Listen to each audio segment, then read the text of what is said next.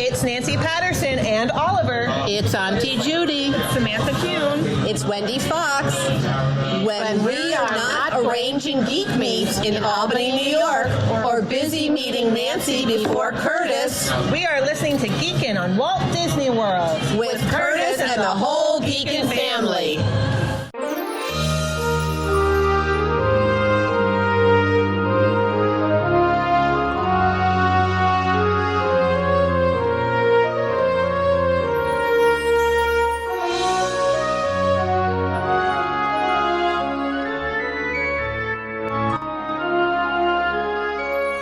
Hey, Disney World geeks, Curtis Stone here, and welcome to episode 427 of the Geekin' on Walt Disney World podcast. This week, super geek friend of mine in the show, Samantha Kuhn, joins me to review her mom's retirement celebration trip to Disney World. And I've been having fun chatting with super geeks like Samantha about Disney World for over 7 years. If you're new to the podcast, welcome. Over 7 years ago, I did start the podcast with my daughter, Lindsay. We began by talking about our Disney World trips, and then we brought on our Disney geeks, you guys, to tell your trip stories. And our listeners are very positive, caring, and generous. Samantha's a great example of that. And we encourage a family atmosphere here on the podcast. Before too long, they were calling me the Podfather, and I continue to bring on the listeners like you to tell your Disney World stories. We'd love for you to join our Geekin' family. We've got an amazing private discussion group in Facebook where we hang out and chat every single day. Search for Geekin' on WDW Family. You can ask your questions, share your trip pictures, show us those geek meets in the parks or in other places, and engage with one of the best groups of Disney World geeks on the planet. We're independent Disney authorized travel agents with Fairy Tale Concierge. So whether you're new to Disney World or you just like to chat with us about your trip ideas and book those trips with Mama and Auntie Judy, they can help you get that Disney World package that you're looking for, the room, the dining reservations, and answer any of your questions or just help you plan the best Disney World trip that you possibly can. Many of our listeners do that with us by just emailing Mom and Auntie Judy at travelandtiaras@gmail.com. And don't forget, you don't have to remember that. As I just said it quickly, you're driving in the car. Later on, just check your show notes on the app that you're listening to the podcast. Our emails are right there in the show notes on that app that you're listening to the show, and reach out to us. We'd love to talk about your next Disney World trip. All right, it's time to talk with the Traveling Tiaras.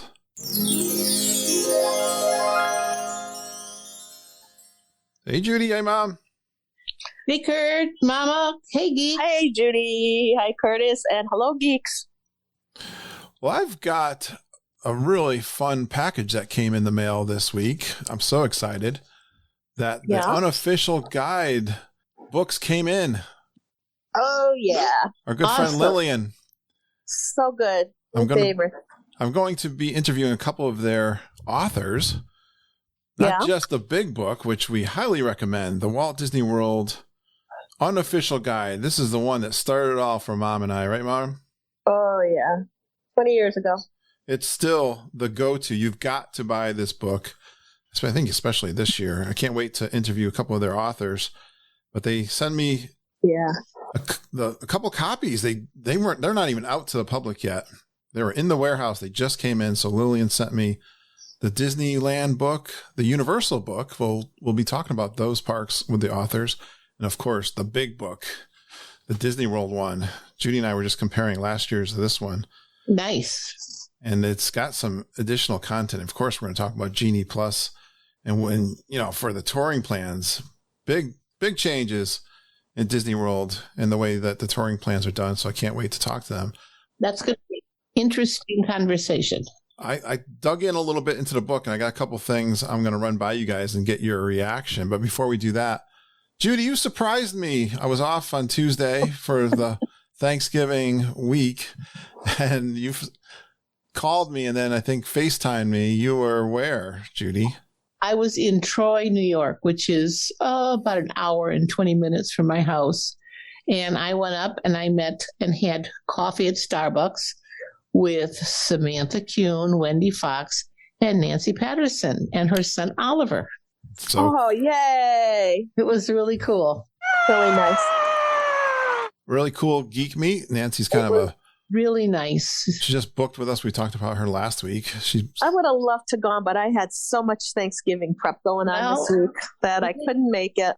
We invited you. You were invited. I know. I couldn't do it. Couldn't do it this week. Thanks for FaceTiming. And that was great. Of course, the intro this week came from that meetup too. So Well, that was fun. Samantha's the featured trip report, just coincidentally, actually. Excellent. Well, we had a great time. We stayed in Starbucks. Her son is adorable. He really is a sweetheart. And we sat there for, I want to say a good hour and a half. And we did a lot of just chit-chatting. And then Wendy and Samantha and I went over to another restaurant, after I got lost on 87. But anyways, we went to another restaurant called Peaches Cafe, I think, and had a really nice lunch. And we did a lot more planning for the upcoming G3 trip. Well, that's great for Nancy to meet you guys. And It was I always great. want anyone who doesn't know us very well, just from the internet or from being on the podcast or through our private Facebook group, if you meet in person or virtually, you'll feel real comfortable coming down to G3. So Yeah, that's good. I Really highly good. recommend. We're going to try to do as much as we can to make people feel comfortable. But Nancy got firsthand meeting Yeah. up with some of the all-stars Oh, from the jeez. Some of the crazies. The people in Starbucks must have thought we were nuts. No, because that's fun. when we recorded the intro, Wendy had it all scripted out, and she didn't like the way we did it the first time. So of course we had to do it a second time so we could get it perfect. It was great. That's funny. Mom and I have been enjoying the Disney Plus came out with the Beatles Let It Be. Where Mom's huge Beatles fan. And you got Oh, yeah. it's really So good. crazy seeing how they put together those recordings. Just a lot of the chatter and banter and just craziness that went into the creation of those songs. But definitely. I've got to watch that. It's definitely for hardcore Beatle fans. I think if you're not a huge fan, you may be a little like, what is going on? Yeah. But it's loving it. Felt the same way. But when you hear a song coming together for the very Yeah, that first is so time, cool. because they did tons. I don't know. They tell you at the beginning how many hours of recording they did. Well, this will tell you how big of a Beatles fan. You know how when you get married and you have your song and you dance to it, the Yep, bride and the I groom do. dance. Guess what song Ken and I danced to? It was Beatles. The one that we had on our wedding video was In My Life. In My Life. That's the one I was thinking. No, Ken and I danced to Hey Jude. All right. Oh yeah, that's one of my top two, Judy. Top two Beatles songs. That was Yep. that was our bride and groom wedding dance. Yep. Yeah, What year was that? 72. 72. Yeah, and it had come out in 69. So Love it. Yeah. All right. That's So nice. I want to get into the unofficial guide. I picked out some fun little things that I thought were kind of neat just to give you a taste of what you'll find in unofficial guide books. They are fantastic. Definitely. If you've never been to Disney World, you got to get these, and Mom loves reading them every single year and pulling out little things. Yeah, Right? they're great. They're great books. I'll give you an example here. I think this is great. I want you guys to react to this. They do little charts. They have reactions from cast members or guests.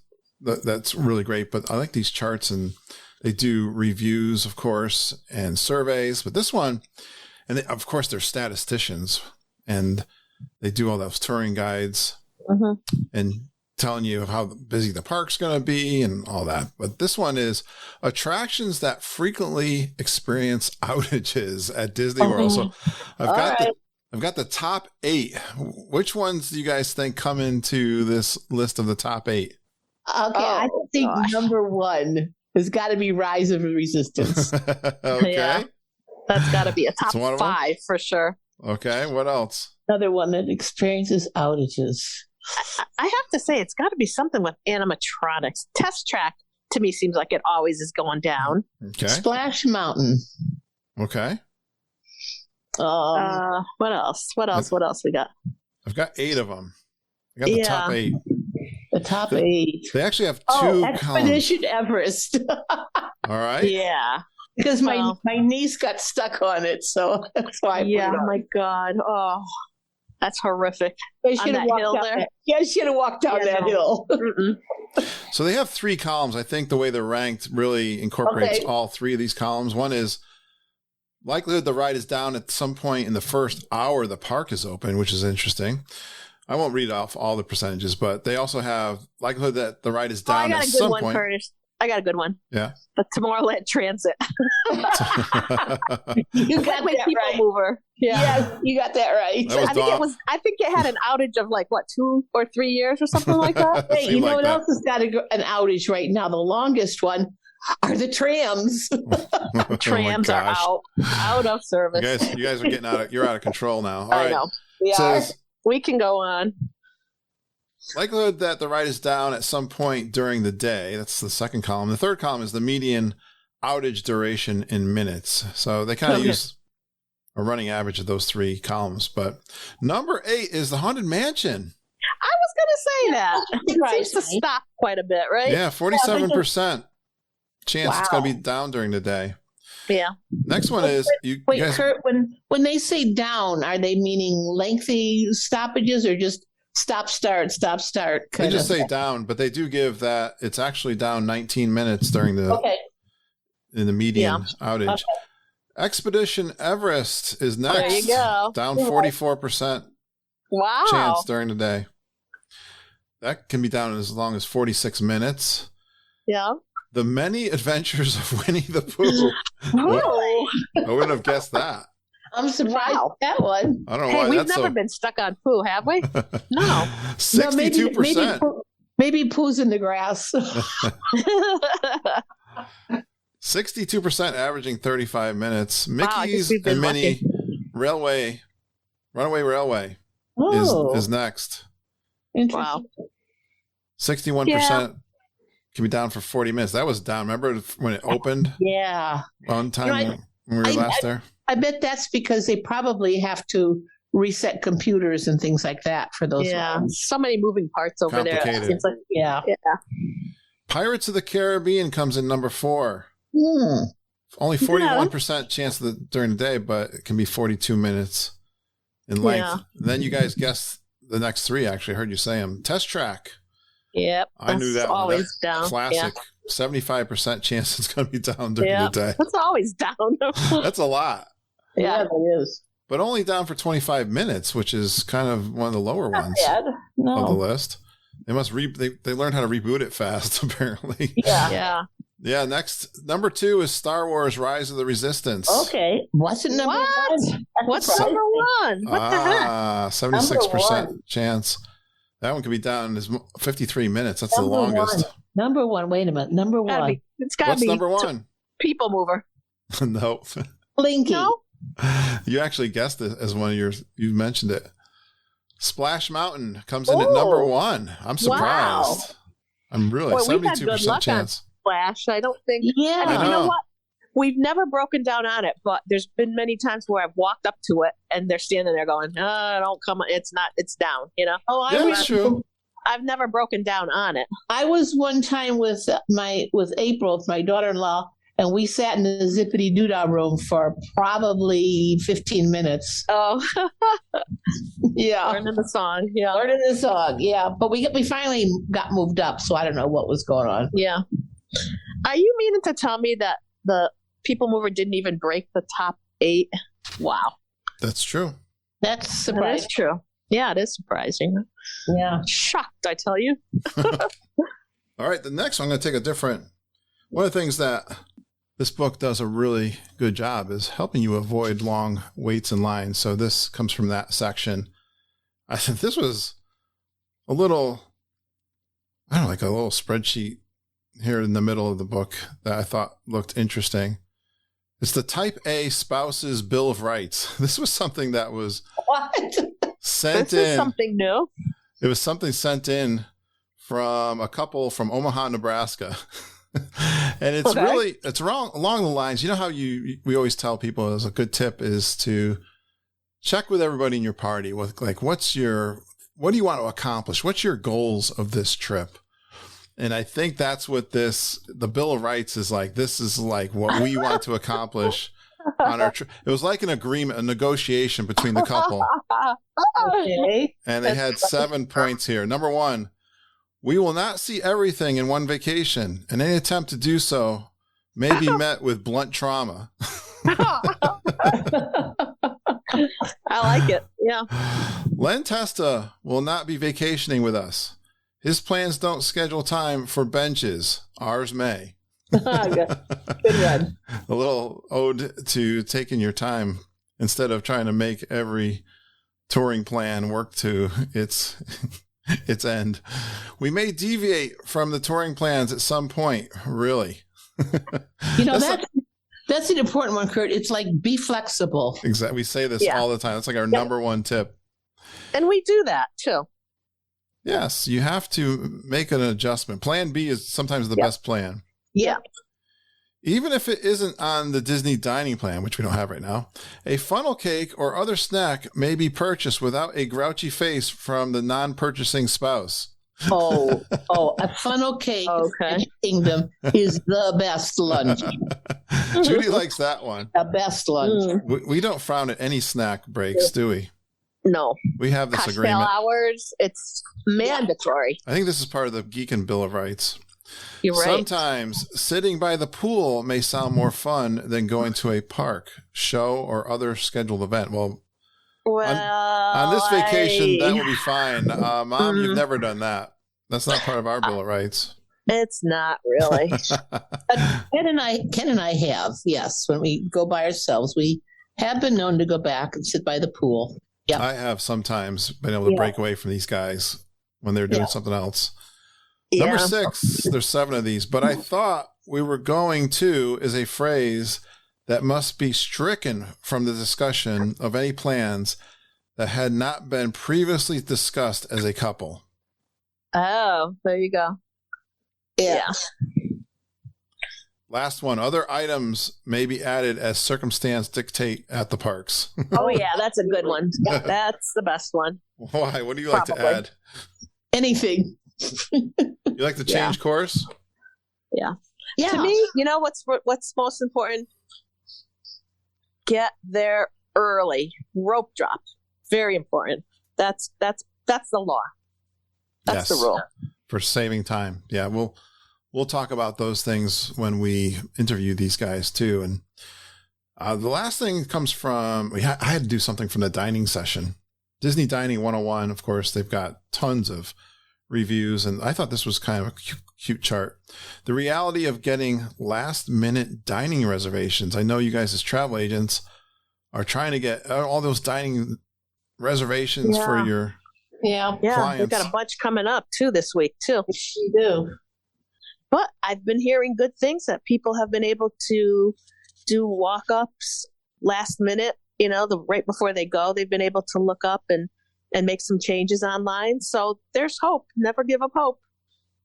So here are some of the tougher ones. I'm going to give you a couple of these. This is some of the tougher ones. I'm also going to give you some of the last minute availability. See if you agree with these. So tough ones. Art Smith's Homecoming. It never used to be. All of a sudden it's popular. Right. And I wonder if it's due to social distancing, maybe? Dinners Less are tables? tough to get. Yeah. Chef Mickey's. That's a well-known one. Always. Really hard to get. Even in pre-pandemic. Yeah. Really Garden tough. Grill. Yep, that's another tough one. Yeah, well, that's a big fan of the geeks. This one, I'm surprised by this one. Hollywood and Vine. Okay, let me back up to Garden Grill. Right now, during the post-pandemic, they're only opening the bottom row of it. It's not, the whole restaurant's not open. Yeah, Okay. there goes your harder. So you only sit on the bottom row. a lot less tables. A lot less tables, yeah. Hollywood and Vine. Interesting. I'm surprised at that one. You know why I bet that They is? have the They've got characters. Yeah. Yeah. This is another one I'm surprised. The Plaza Restaurant. Yeah, it's small. Small. Okay. It's small. Yeah. This one too, Raglan Road. For dinner is tough to get. It is hard. Yeah. And then the last one, which I always thought was a hidden gem, T-Rex. That On the is hard- almost impossible. Interesting. That's real because the kids love it. Yeah. I'm surprised that one is so well known. Yeah. That's a tough one. See if you got others you can add to this list, but good restaurants with last minute availability. And so if you can't get a Cinderella's Royal Table or Chef Mickey's or Be Our Guest, which are all tough to get, try Liberty Tree Tavern. Yep. Yeah, that's true. Or That's true. Yep. the Grand Floridian Cafe. We've said that before. Yep. Yeah. So Yep. they give you 2 columns here. One, if you have trouble getting these, try these other ones. Well, if you can't get Victoria and Albert's, which I've never tried to get, Yeah. I think what they're Someday. referring to is some of the signature restaurants. Try Jico, the cooking place, or Animal Kingdom Lodge. I've heard great things of that.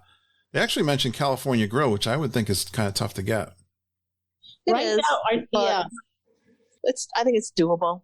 Okay. I'm telling you, sci-fi surprisingly is like a hot one that's really tough to get. Very that's good point. really hard to get. Beaches and Cream is another tough Yeah. one to get. There's a few that we always go, ugh, when we see them on people's lists because we're like, You're give us your nervous. second choice because those are tough to get.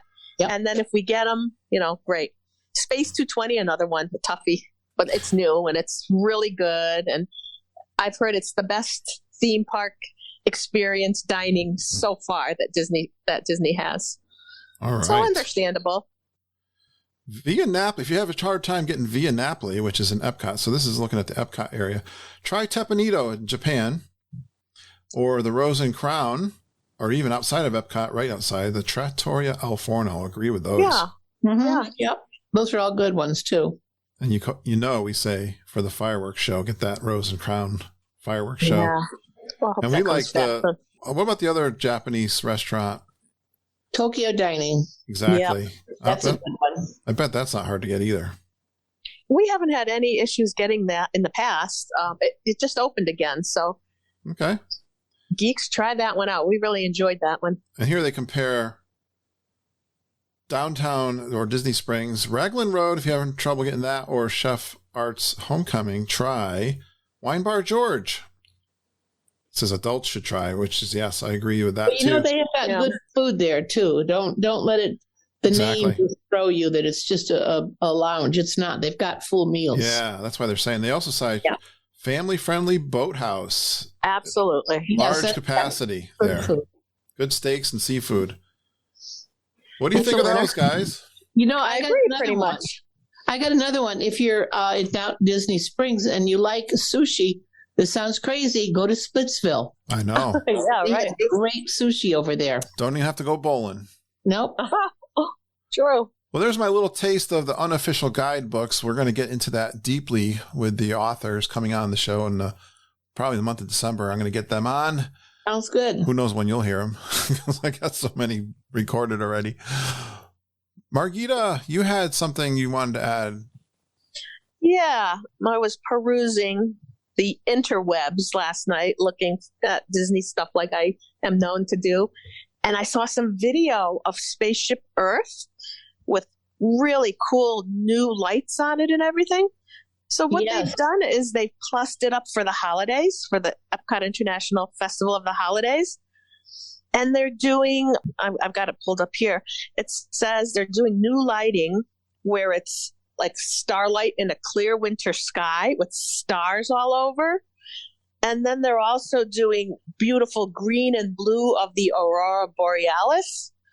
And I also saw, it looked like they turned it into a giant Christmas ornament, like a pretty colors Outside, and Christmassy colors. Yeah.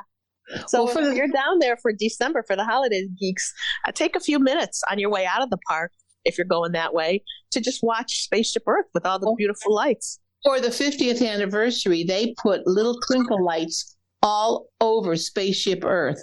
So They're pretty. little, right? And they're going to keep them there forever, or as long as they can. It's Right. a permanent fixture, and we noticed when we were there that they could change the color of those lights.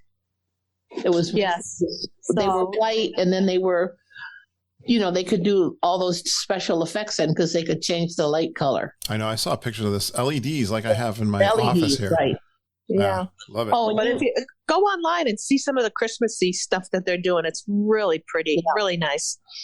And you had a correction you had to make, Margita. You said I do. Oh my gosh. Last week, I told you that park hopping starts at 1 o'clock. Well, it's wrong. I gave you bad information. Fake news. Yeah, fake news. It does. It's still 2 o'clock. So I apologize, geeks, for How'd that happen? misleading you. Misspoke. I thought I saw it on one of my blogs. So All right. Well, I thanks. was wrong. Thanks for that correction. And Yeah. all right, we're done for the week then. I guess. Yeah, I have nothing. It's been a slow week as far as, slow because it's a holiday week and it's been kind of crazy and busy and like that. So, yeah, now we're into the Christmas season. We've got travelers going in December. So, all you geeks that are traveling, enjoy, have Enjoy fun, the relax. Christmas time.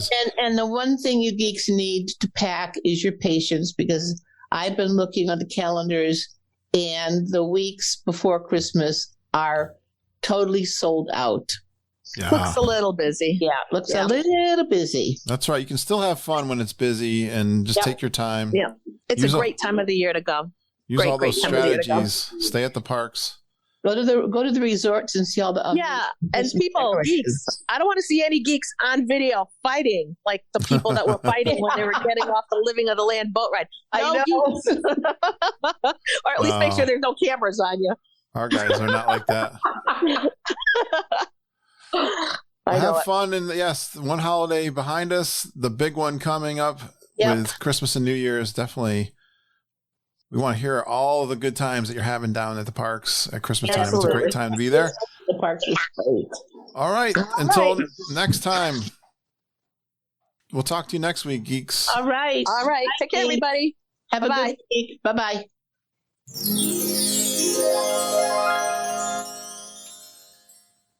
And now that featured trip report with Samantha. We learned that she holds a Geekin' family world record.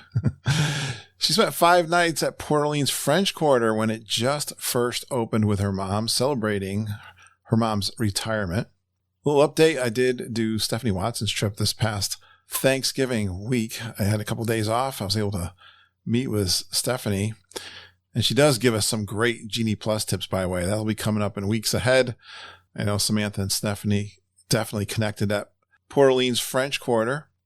I like how Samantha is pitch dark rope dropping to be first at the parks. I know she's good at that, and she got her mom to do it too. They do some good restaurants, including Crystal Palace. Now, Samantha's a vegetarian, so I'm sorry for you meat eaters, but this is going to be for the vegetarians this week. Lots of healthy food to talk about in this episode. Her mom's a health nut. But she did go off the wagon a little bit, like over at the Beaches and Cream restaurants and San Angel Inn. They were in search for Belgian waffles. Let's find out during this episode if they do get those Belgian waffles. Sam's an avid pin trader. We break up the food talk there with some pin trading fun. And then Sebastian's, they did Boma. Yay for Boma. Polite Pig. Some vegetarian stuff over at the barbecue place at Disney Springs, the Polite Pig. Quick service reviews we also do. And then some stories like Remy and park hopping. There's a story there.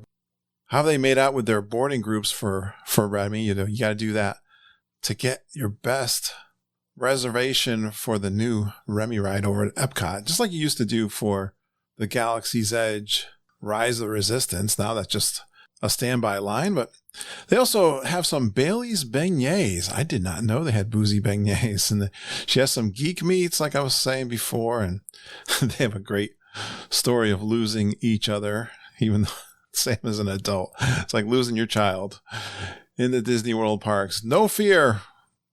Cast members will take care of that problem.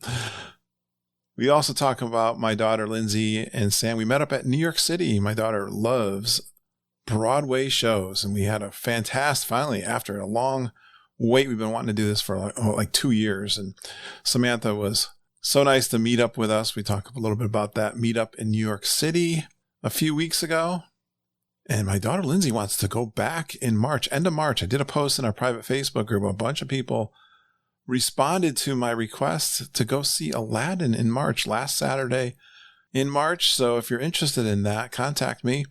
We're going to get some tickets for Aladdin Broadway in New York City. But for now, let's get on with the trip report. Samantha, she's such a great leader and planner of our G3 event and so many other things.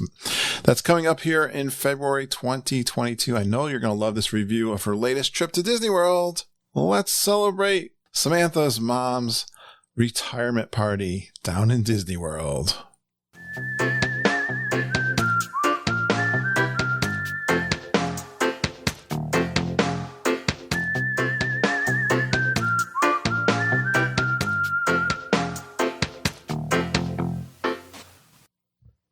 Well, I've got a bunch of people who went down to the Disney World parks. A lot of them are really good friends of ours. You know, when I talk about our listeners being so positive, caring, and generous, my next guest, the guest tonight, is absolutely one of our favorite geeking super geeks.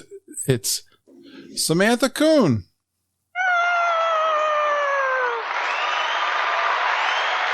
Hey, Samantha. Hey, Kurt. How's it going? You're supposed to say, hey, geeks. You should know the drill by now.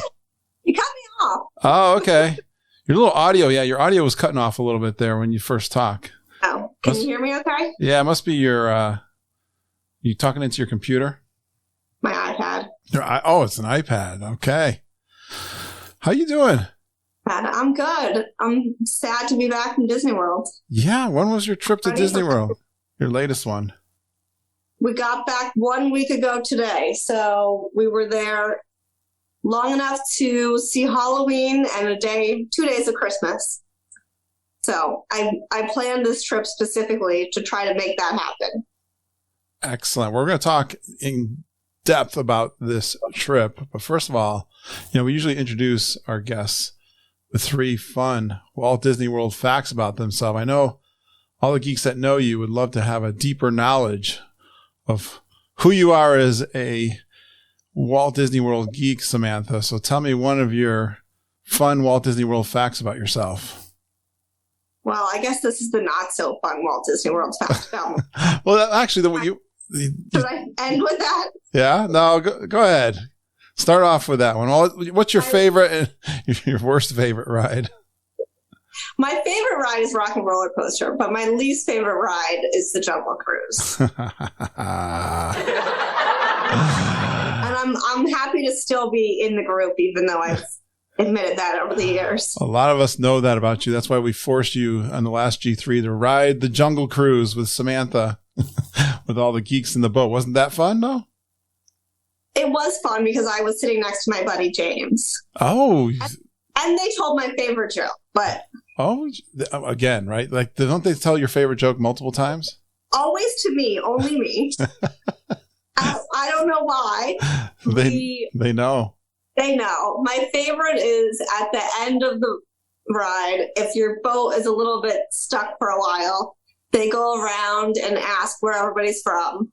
And when I was there in November of 2020, they got to me and I said, I'm from New York. And they said, I'm sorry. And I said, I'm from New York. And he said, I know, I heard you. I'm just sorry. And I that was the one time I cracked up. And then in February, I had Wendy Fox with me, who's also from New York. They did the same thing. She said, I'm from New York. They went right past her, got to me. I said, I'm from New York. And they said, I'm sorry. They got your number, Samantha, on the Jungle Cruise. It's very possible that Wendy told them to do that because she is kind of like that. But well, how come Jungle Cruise is one of those like Walt Disney famous classic rides. How could you not like the Jungle Cruise? It's supposed to be funny, and I don't laugh. So they say, I'm sorry you're from New York. You don't get the jokes except for that one. I know. I mean, I get them.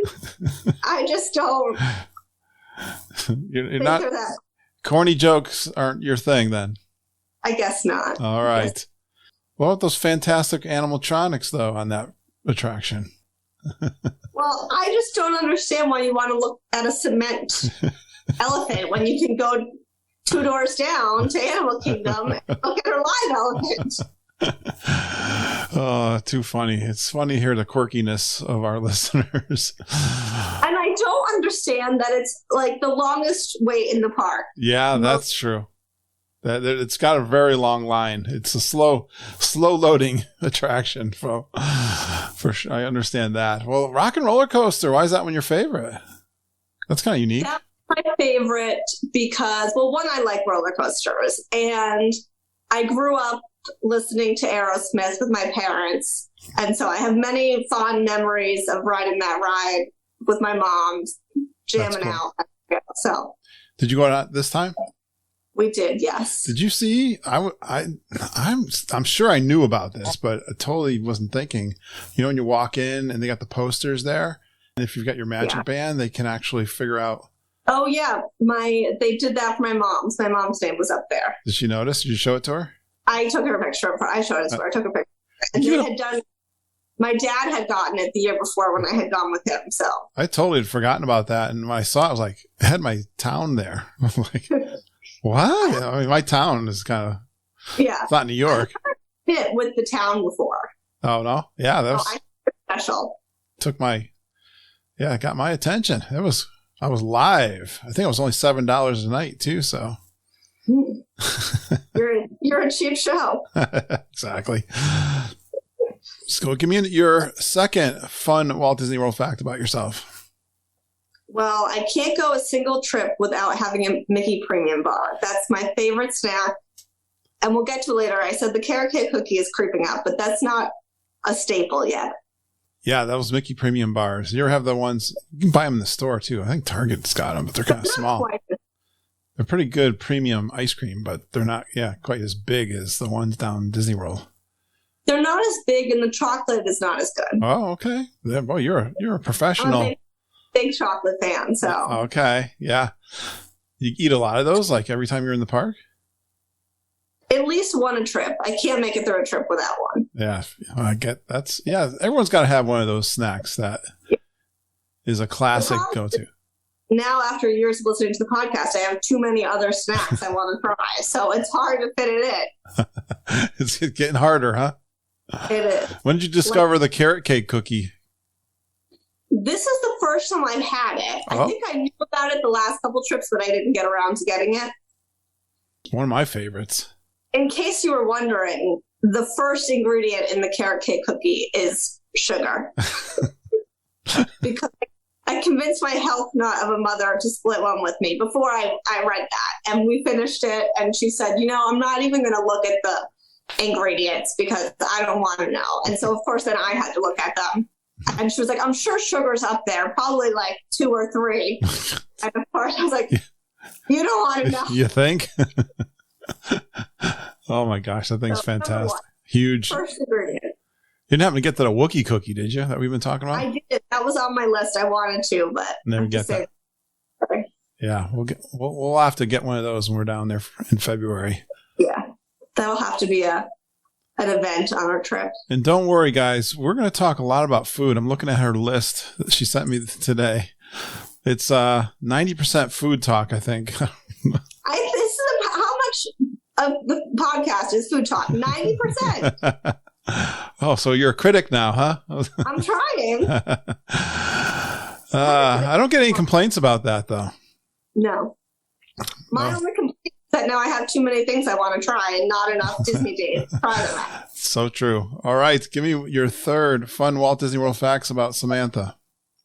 I don't remember what my third one was. Came up with 3. Oh, I know what it was. You have a world record in the geeking community. Oh, that's right. That's right. I'm unsure if I still hold this record. So Travis will have to let me know. But I think I still hold the Flight of Passage record for 6 times a Flight of Passage plus a Navi River journey. That was the tiebreaker in one day. In one day? You just keep rounding it 6 times? We didn't even. So this was back in November 2020 when I took my dad on his retirement trip. And there was like nobody in the park. So we rope dropped it and got off, and there was still no line. So we went again. And then actually we got stopped on our way out of our second time. And a cast member said, did you notice that the screen was blurry on the left side? and I didn't. I'm not quick enough to say, yes, I did. So Like, yes, that was a horrible ride. We should ride again. But my dad was either smart enough or actually did notice and said, yes, it was so blurry that I took my 3D glasses off because I couldn't see. It was so bad. So the cast member said, okay, wait here. We're going to put you on again. There's an issue with the left side of our screen. Okay. So that was ride number 3. Then we took a break, did basically everything else in Animal Kingdom, had a drink at the Nomad Lounge, went back midday and rode once. And then the last 2 were right at the end of the night, got in line. We were getting out of the line like 2 minutes before the park closed. So we ran down the exit path. He said, turn around, go back. We have 2 minutes. We can make it. Yeah, that's the challenge because it's usually got really long lines. So to do it 6 times, well, first of all, it makes me nauseous after the first one. So that's your first thing that you did really well. I remember Travis saying, I think he did also 3 or 4 times right in a row, first thing. And then he said he had to take a break. Yeah, that's rough. Well done. Next time I'll be more prepared. There'll be funner facts. That was very good. The crowd is very excited about that. Flight of Passage 6 times in a row. All right, let's get into this trip that you just got back from, Samantha. 5 nights at POFQ. What's POFQ? Port Orleans French Quarter. Yes, it is. That has traditionally been one of the Geekin' favorite resorts. And as you know, it's been closed for quite some time, right? It opened on the day we got there. We were originally at Coronado. And when they announced French Quarter was opening up, I texted EJ and said, do you think we should switch? And she was like, I'm already on it. Hopped right on that. Very good. So, my only concern was that I had heard about, issues in other hotels on opening day. Okay. And she quickly said, the worst case scenario, you'll complain and they'll upgrade you to the Polynesian. And I was like, that is a fair point. What kind of thing do you think was going wrong for opening days in some of these resorts? I had heard some things about like the air conditioning vents having a funky smell and something else. I think issues with like the toiletries, which we did. I noticed. My mother said she didn't notice anything. That like the conditioner, I think because that's the one that's white, had like some rust in it or something. So I asked for new ones, but the squirt bottles in the showers, just from sitting there for so long unused. Had you stayed there before?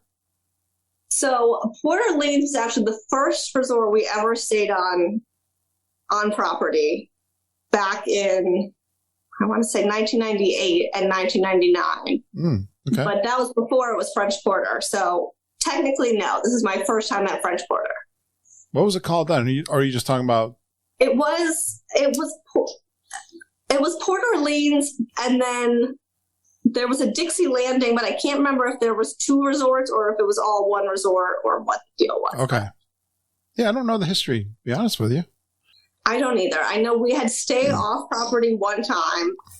My mother had a miserable time and said it was the worst vacation of her entire life and we would never be going back to Disney World. And then we took a few years off. My dad did some research and I think we got to stay on property. And so we stayed at Port Orleans. And cool history. Yeah, what'd you think of Port Orleans French Quarter now that you've stayed there and you've heard everyone talking about it? Does it live up to the hype? It does. It's nice because it's so small and kind of compact, and because it was opening week, I think it definitely wasn't at full capacity. It seemed like, you would go by one of the buildings and like every room would be empty. And it's funny, we were actually chatting with another guest about all of the rooms that the windows are open and they're empty, but they have the TV on with the Disney TV channel going. And it's like a ghost is living in there because someone's there watching TV, but this room hasn't been touched. Were the cast members excited to be back there? When we pulled up, like all the cast members were out and about giving out beads and welcoming everybody back. So it definitely was, I think, probably extra friendliness from the cast members because it was opening week. That's very exciting. But, yeah, we liked it there a lot. I think we'll definitely be back. Actually, I know I'll be back. I have it booked for Q3. So you tested it out for this 5 nights and you're going back for our February trip. Actually, I don't know I'll be back. I have it booked right now, but that could change. I see you noted that on Halloween, you guys were there Halloween. So anything going on Halloween at the resort? They did actually. We were out by the pool on Halloween during the afternoon, and someone came around with orange beads, so that was fun. And they had some activities for the kids, but we were actually over that evening at Caribbean Beach in Riviera, just walking around and for dinner. And it seemed like when we were at Caribbean Beach, they had a whole trick-or-treat trail for the kids there. Tons of kids dressed up in costumes. So I think you probably could save your money on Mickey's. Well, it's not Mickey's Not So Scary anymore. On Boo Bash, and just trick-or-treat around the hotels and get as much candy, if not more. And they seem to have a lot of different activities for them. And the kids were really getting into it. Yeah. And then when we were over at Riviera, they actually had, I want to say, Goofy and Donald out in like Halloween costumes. Right. So yeah, I learned that at the 2019 G3. I was at Caribbean Beach. Yeah. And I saw Donald like in a vampire suit. It was pretty cool. And I saw the kids. I didn't know everything they were doing, but you're right. I think they were handing out candy and basically all dressed up doing their Halloween thing. So yeah, a lot. I didn't realize there was so much going. I guess it depends on your resort, what kind of activities they have. Yeah. I know, because I had beignets with Stephanie Watson a few nights before, and she was going to be over at, I think they were at the boardwalk, and she said they had stuff going on for the kids there. But I kind of just assumed that, boardwalk is deluxe and probably they do more at the deluxe resorts. But it seemed like they had a lot going on at Stephanie, we're going to talk about this because you are a super geek, and I know you like meeting up with geeks. We got to talk about our New York meetup we had, you, Lindsay, and me too. But Stephanie was there for a week, I think, right? So she had a nice long trip, and I know I'm not going to offer you much on Genie Plus, but I know she used it a couple of days. So all right, I've got to contact her. You'll have to get her on. My gosh, I got a lot of people. I just booked like 4 trip reports for the next week. So I think I met up with 4 people, I think, when I was there. All right. So good job. So Port Orleans French Quarter, it's still the diggity dog. That's good to know. I'm so excited that is back opening. Yeah. Well, what do you say we get in some of your sit-down restaurants, Samantha? Well, I don't know if anyone heard. Who did you go with? Oh, right. I went with my mom. So my mom retired this year after, I don't know how many years as a New York State teacher. So last year, my dad retired, and I took him for his retirement gift as a father-daughter trip to Disney. So had to do the same with my mom. I like these gifts. I like these gifts that you give your parents. I know. I think I know what you're doing there, kiddo. Well, it's funny.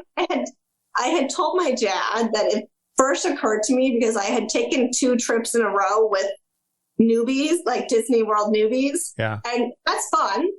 But I wanted to go to Disney World with somebody that wasn't like, why is my alarm going off at 5:00 in the morning on my vacation? I was going to understand, and I wasn't going to have to like negotiate with them to get them out of bed in the morning. So your mom is full stink too? Yeah. All right.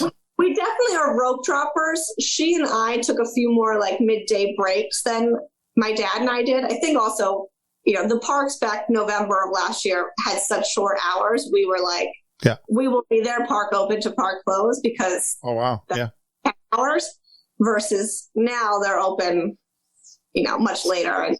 So both your mom and dad go hard when they go in the parks? They do, yes. We were, let's see.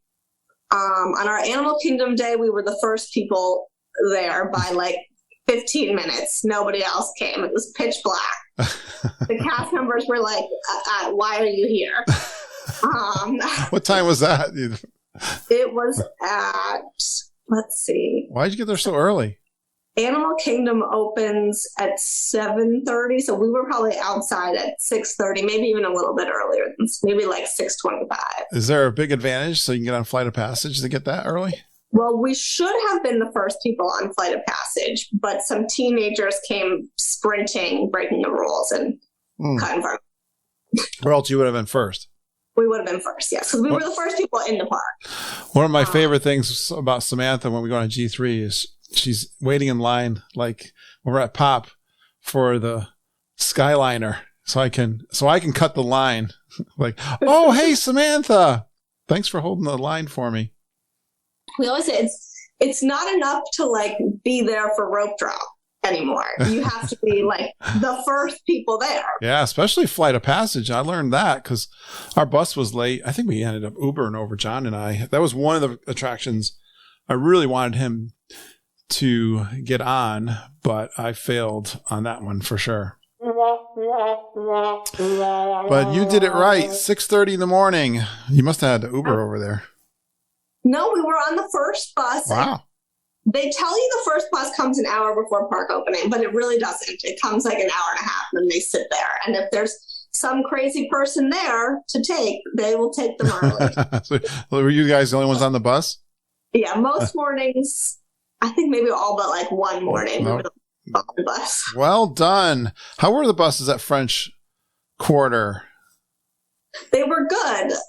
Like I said, they come really like an hour and a half, hour, 15 minutes before the park opens. So you definitely got there early enough. Yeah.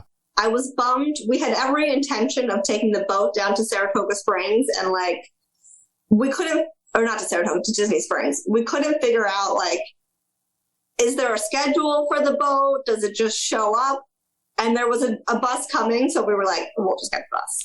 So the boats were running to The boats Disney were Springs? running, but we just didn't get a chance to Disney Springs. we went to Disney Springs one afternoon, but that's it. Then they were running also for like Old Key West and all that too? Old Key West, I don't know. Oh. Saratoga Springs? I assume so, because I mean, it's that all the same boat? I've never taken the boat. Yeah. I would think so. If they're running for French Quarter, why wouldn't they rerun for that's good to know too. Awesome. So, Well, everybody that knows Samantha knows that her dad is one of our favorite food critics. I should use that as my fun Disney fact. Is I'm not even the famous one anymore. It's I'm his daughter. He does some great write-ups of the restaurant reviews. I'll try to do him proud. I hope he's been training you because, yeah, you got a lot to live up here. You're the daughter I know. of the famous food critic, the Geek and Food Critic.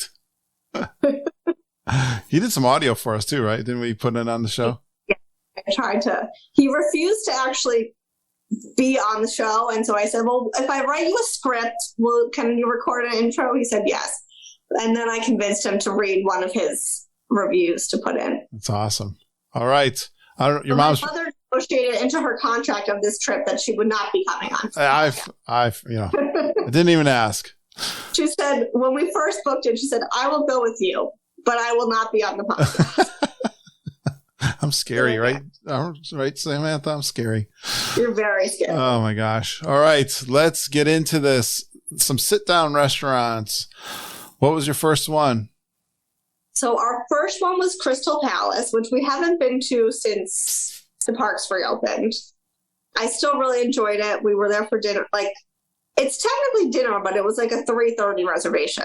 Yeah. So I like early dinners too. I like off hours anyway. Yeah. Crowd wise, was it? And we happened to, the day that we got there, I think was like the tail end of a hurricane or something. It was like on and off torrential downpour, and somehow we just timed dinner perfectly. That the worst of it was when we were inside and we walked out and it was like a beautiful sunshine. Yeah, well done. That is the way to do it. Yeah, you feel win-win there, right? Definitely enjoyed the food, missed the characters. I'm not sure why the characters aren't back there, but they weren't there at all? No. Oh, really? They drive them up and down Main Street on like the trolley. Yeah. One of the kind of cavalcades, but they don't have them walk around the restaurant anymore. Oh, no poo. No poo. No Piglet. No. Tigger. No. All right. It's not a buffet, right? It's back to being a buffet. So that was the first time I've eaten at a buffet. Oh. In, 2 years. Wow, they're back to a buffet because I know they were doing table service like a family style before. Judy. Yeah. No, I could be wrong, but I believe all the buffets that were buffets are back to buffet now. This is you're bringing great news here, Samantha. Because we had that and we had Boma. I think those were our only two buffets. We're gonna talk about that. That's one of my favorites. Yeah. This is one of Mom and Judy's favorite, Crystal Palace. For Magic Kingdom. Yeah, it's very convenient. What were your favorite things on the buffet? So, as some of you may or may not know, I don't eat meat, so I'm not a great. It's good for the vegetarian of the audience. There was lots of good salads. I really liked the seasonal ravioli that they had. I think it was like a butternut squash, which I always love that. And then my mom was in love with, they had these pretzel rolls. And my mother, who's a health nut, had 2 pretzel rolls. So I was pretty impressed with her. So, she got off the wagon for... She's willing to waste the carbs on a second pretzel. She's doing carrot cake, cookies, and pretzel rolls on this trip so far. She definitely did. I think I was a bad influence on her, and she was a good influence on me. So she probably gained a few pounds on this trip. Yeah, pounds on this trip. That's what you're supposed to do. Yeah. When you're down to Disney World. All right. Yes, Good start with one of our favorites. I see one of my favorites in my top 5 restaurants next on the list. Which and you probably could guess what I got there, much to your dismay. It's not. To my dismay. It's like I can't believe everyone talks about this entree, if you want to call it that. This combo. Entree. So at Beaches and Cream, the best thing on the menu. It happens to be the only thing on the menu that I've ever eaten and probably ever will eat because I think everything else has meat on it. Yeah. But the grilled and tomato soup, I got this from Wendy Fox, and it's delicious. Well, you have an excuse as a vegetarian. I mean, I do have an excuse. But there's a steak sandwich au jus on that menu that is something I really like. Well, tell me, why is this grilled cheese and tomato soup at Beaches and Cream something everybody talks about? So I determined in February, because I had it in February too, the grilled cheese is good. It's a solid grilled cheese. But solid. With the tomato soup is like amazing. Tomato soup is the better part of the combo, and you have to dip the grilled cheese in the tomato soup in the actual combo. It's just so good. Tomato soup is just tomatoes. No, I don't. There must be other things in it. Whatever spices and things they've got in it. Yeah. They're doing. That's the part that just cracks me up all the time. Everyone talks about how fantastic. It's as basic a meal as you could possibly get, right? Even I could make this meal. Something, the last 3 times I've been to Disney World, I've gotten grilled cheese and tomato soup. I had it at Beaches and Cream in February, and then in November I actually had it at the Edison. Also has a really good grilled cheese and tomato soup. It's not as good as Beaches and Cream, but Beaches and Cream, the world famous grilled cheese and tomato soup. Well done. I always say I consider myself to be a macaroni and cheese connoisseur, but now I feel like I could add grilled cheese and tomato soup connoisseur to my list of talents. Is your mom vegetarian too? She's not, but she doesn't eat much meat. Like she eats mostly chicken and white meat and fish, which I eat fish too. But I see the veggie burger though on your list. Yes, so she got the veggie burger, which you like. I think it's a pretty basic veggie burger. All right, nothing to write home about. And then I tricked her into getting the No Way Jose with me. That morning was the morning of the carrot cake cookies, so she was like horrified with her behavior already. The sugar rush from the morning.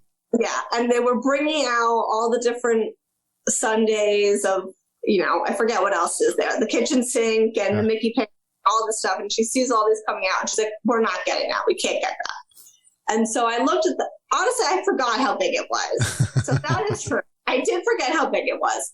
And so I looked at the menu and I said, well, those are all sundaes. And we asked the waitress how many scoops of ice cream is in the No Way Jose. It's only 3 scoops. So that's not like, in theory, doesn't sound like yeah, right. And I was like, 3 scoops, that's fine. Let's do it. Yeah. And comes out and she was like, "This is not 3 scoops of ice cream." It's like 3 gallons. 3 scoops of ice cream, maybe, but half a jar of peanut butter and half a jar of chocolate sauce and a can of whipped cream.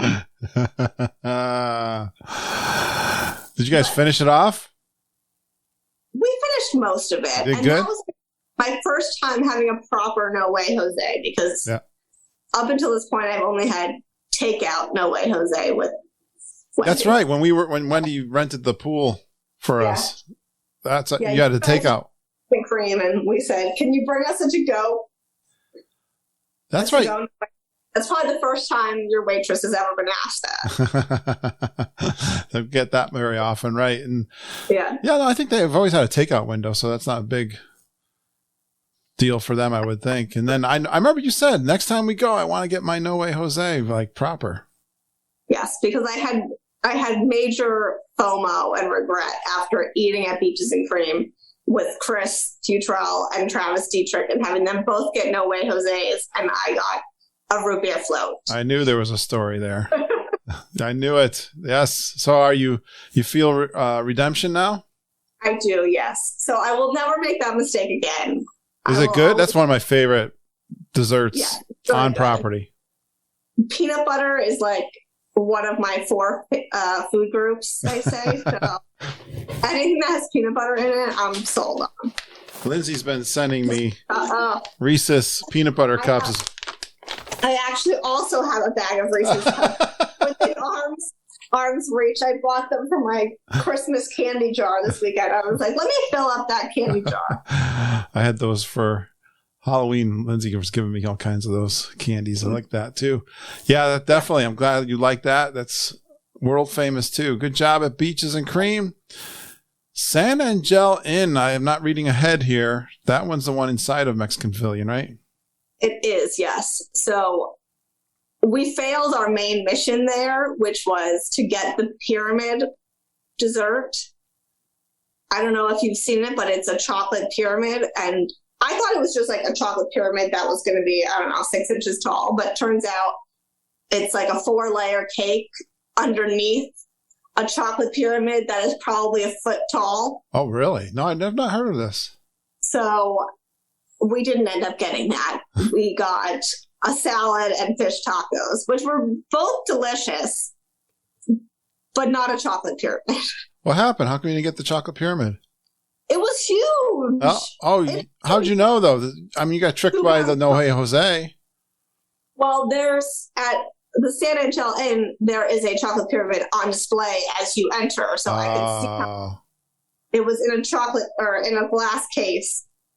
I have a video of it. That's supposed to entice you to get it, though. I know, but it was too big. Our waitress said that she had a pair order it earlier in the day and they finished it. Yeah. But we're assuming it was a pair of large men because, like, the two of us, there was no way we were going to finish this. Oh, I see. You had another motivation outside of the You're right. restaurant. We never, in 4 trips to Epcot, executed that motivation.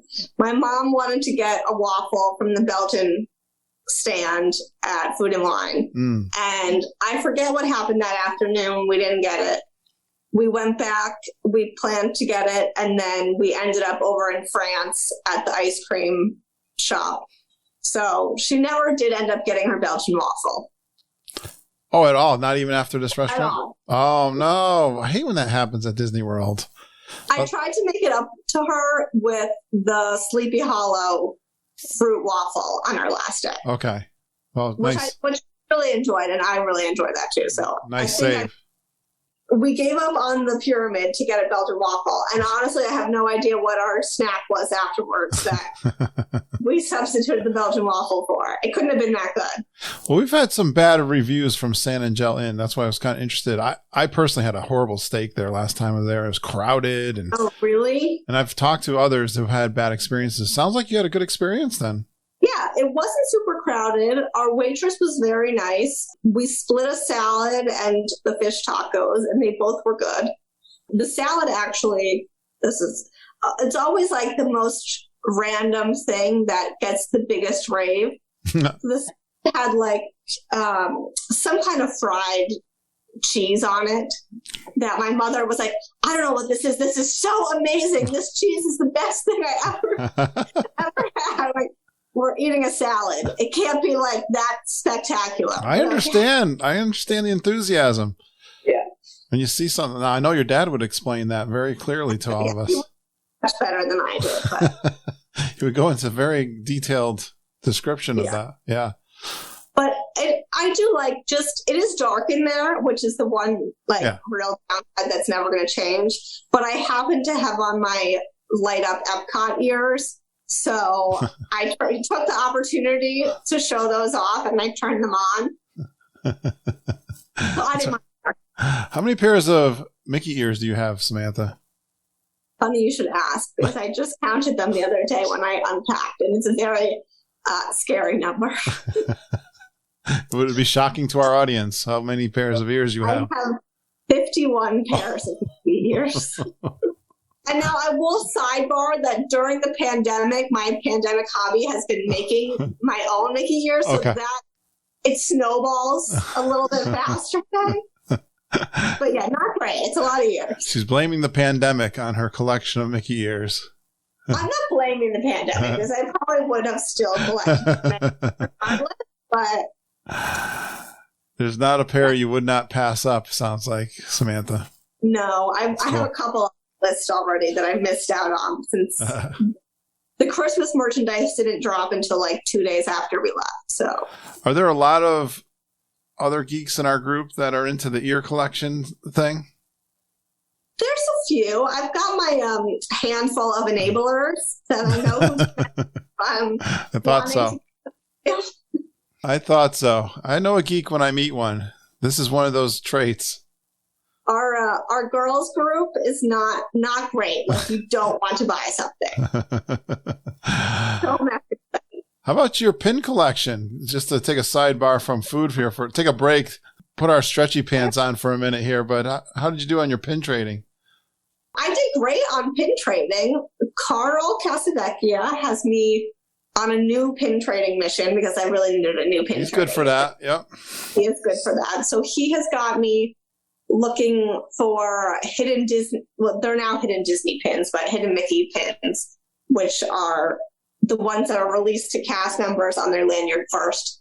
So I have completed my 2020 hidden Disney pins, and I've completed on this trip one wave of the 2019 ones. I'm working my way backwards. That's a cool collection. Yeah, it's a fun thing to look for. Well, yeah, because you said they're on the lanyards for... Yeah. Well, they're not... Are the cast members wearing lanyards now? No, they're actually... So they've got boards, and then they have this new, like, mystery trading system, which I don't really care for, but it's basically a board that has, like, 20 drawers on it, and you pick, I want to see what's in drawer 15 and 20. Oh, yeah, that's tough when you got a collection you're trying to do. Yeah, they show them the two of them, and you can choose if you want to trade for that or not, but you can keep your own. Oh, gotcha. One. So yeah. We did a combination of both, but I definitely, the mystery ones are not my favorite. I would rather just see what the selection is and pick what I want. Yeah, because you're going for a certain collection that you're working on. But it's funny there was one pin in 2019 set I was trying to complete that I needed. On the last day, my mother found it on a pin trading board. So I've been training my parents in the ways of pin trading, and it was a Bambi pin. And our last day, we're looking at the gift shop board, and she's like, "There's a Bambi! There's a Bambi!" That is the fun of it, though. I know. And it's like there's thousands of Bambi pins. So when she said there's a Bambi, in my head, I kind of was like, I'm sure it's not the one I need. And sure enough, it was the one I needed. So that was a fun way to end the trip. I agree. And fun now trading for other people, because I know what Carl collects. You collect what I think I collect for you at this point. Yeah, you were messaging me some pins that you found for me. Yeah. So now, unbeknownst to you, you collect country bears. And that's your pin collection of choice. I didn't know there was a bunch of until you started sending them to me. Yeah. There's a Country Bear series that came out in 2019 in those Hidden Mickeys. So I'm trying to collect that whole set for you. Oh, those are ones that only the cast members had. Yeah. Oh, cool. I like that idea. I think I would do that. That does make it a lot of fun. And can you get like websites that show the whole collection, obviously, right? Yeah. Yeah, they have them online. You can get all of them. I like that idea. That's a lot of fun. I did this with Lisa Green, my very first podcast guest that came on the show. Lisa's been on. I'm so excited she's going to be at G3. I remember early on she said to me she was missing one orange bird. It was like 5 or 6 in the collection. Yeah. They're wicked cute. And they're not too difficult to find, but I remember going down there and finding that one and being really excited. I found it for her. And then I started collecting them. And I actually gave away some of those sets to listeners early on in the podcast. But that was one of my first favorite things to collect, the orange birds. Yeah. All right. So those are fun pastime to do in the parks. And that's like a good, at times when we had 20 minutes to kill or something, you just pop around to the stores and go to. Right. I remember one of our memorable moments kind of just happened when you and I were hanging out. Was Wendy there? I know Selena and Jackie, Deirdre, and I know Jackie was looking for something for her kids, if I remember right. Like it was like something cupcake or something. Mickey cupcakes for Jackie's kids. I mean, that was the mission, but then it turned into a pin train. A pin train. That was just one of my favorite moments of that. Yeah, me too. Of many. Particularly like the picture you took at that, because I'm like in action and I look very serious. That's right. I know.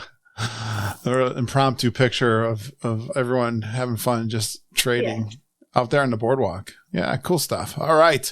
Back to the food. One of my restaurants that I did recently, Sebastian's Bistro. How was your experience? So, our experience was great. This one was actually a last minute addition.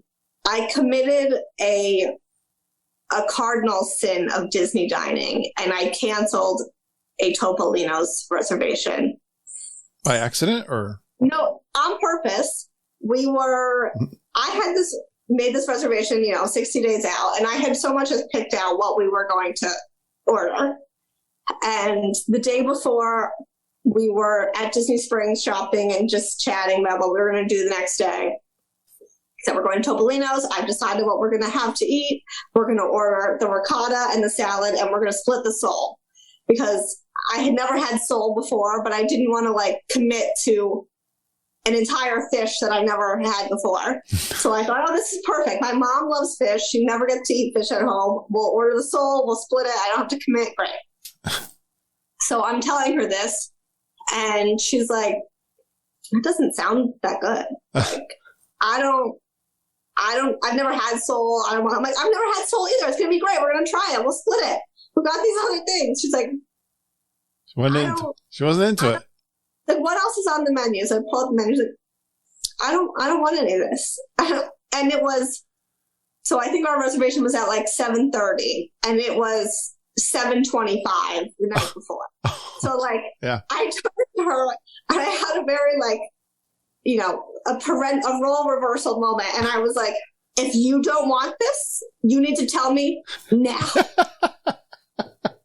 Because you get charged cancellation fee? Get charged. I didn't. I had 4 minutes to spare.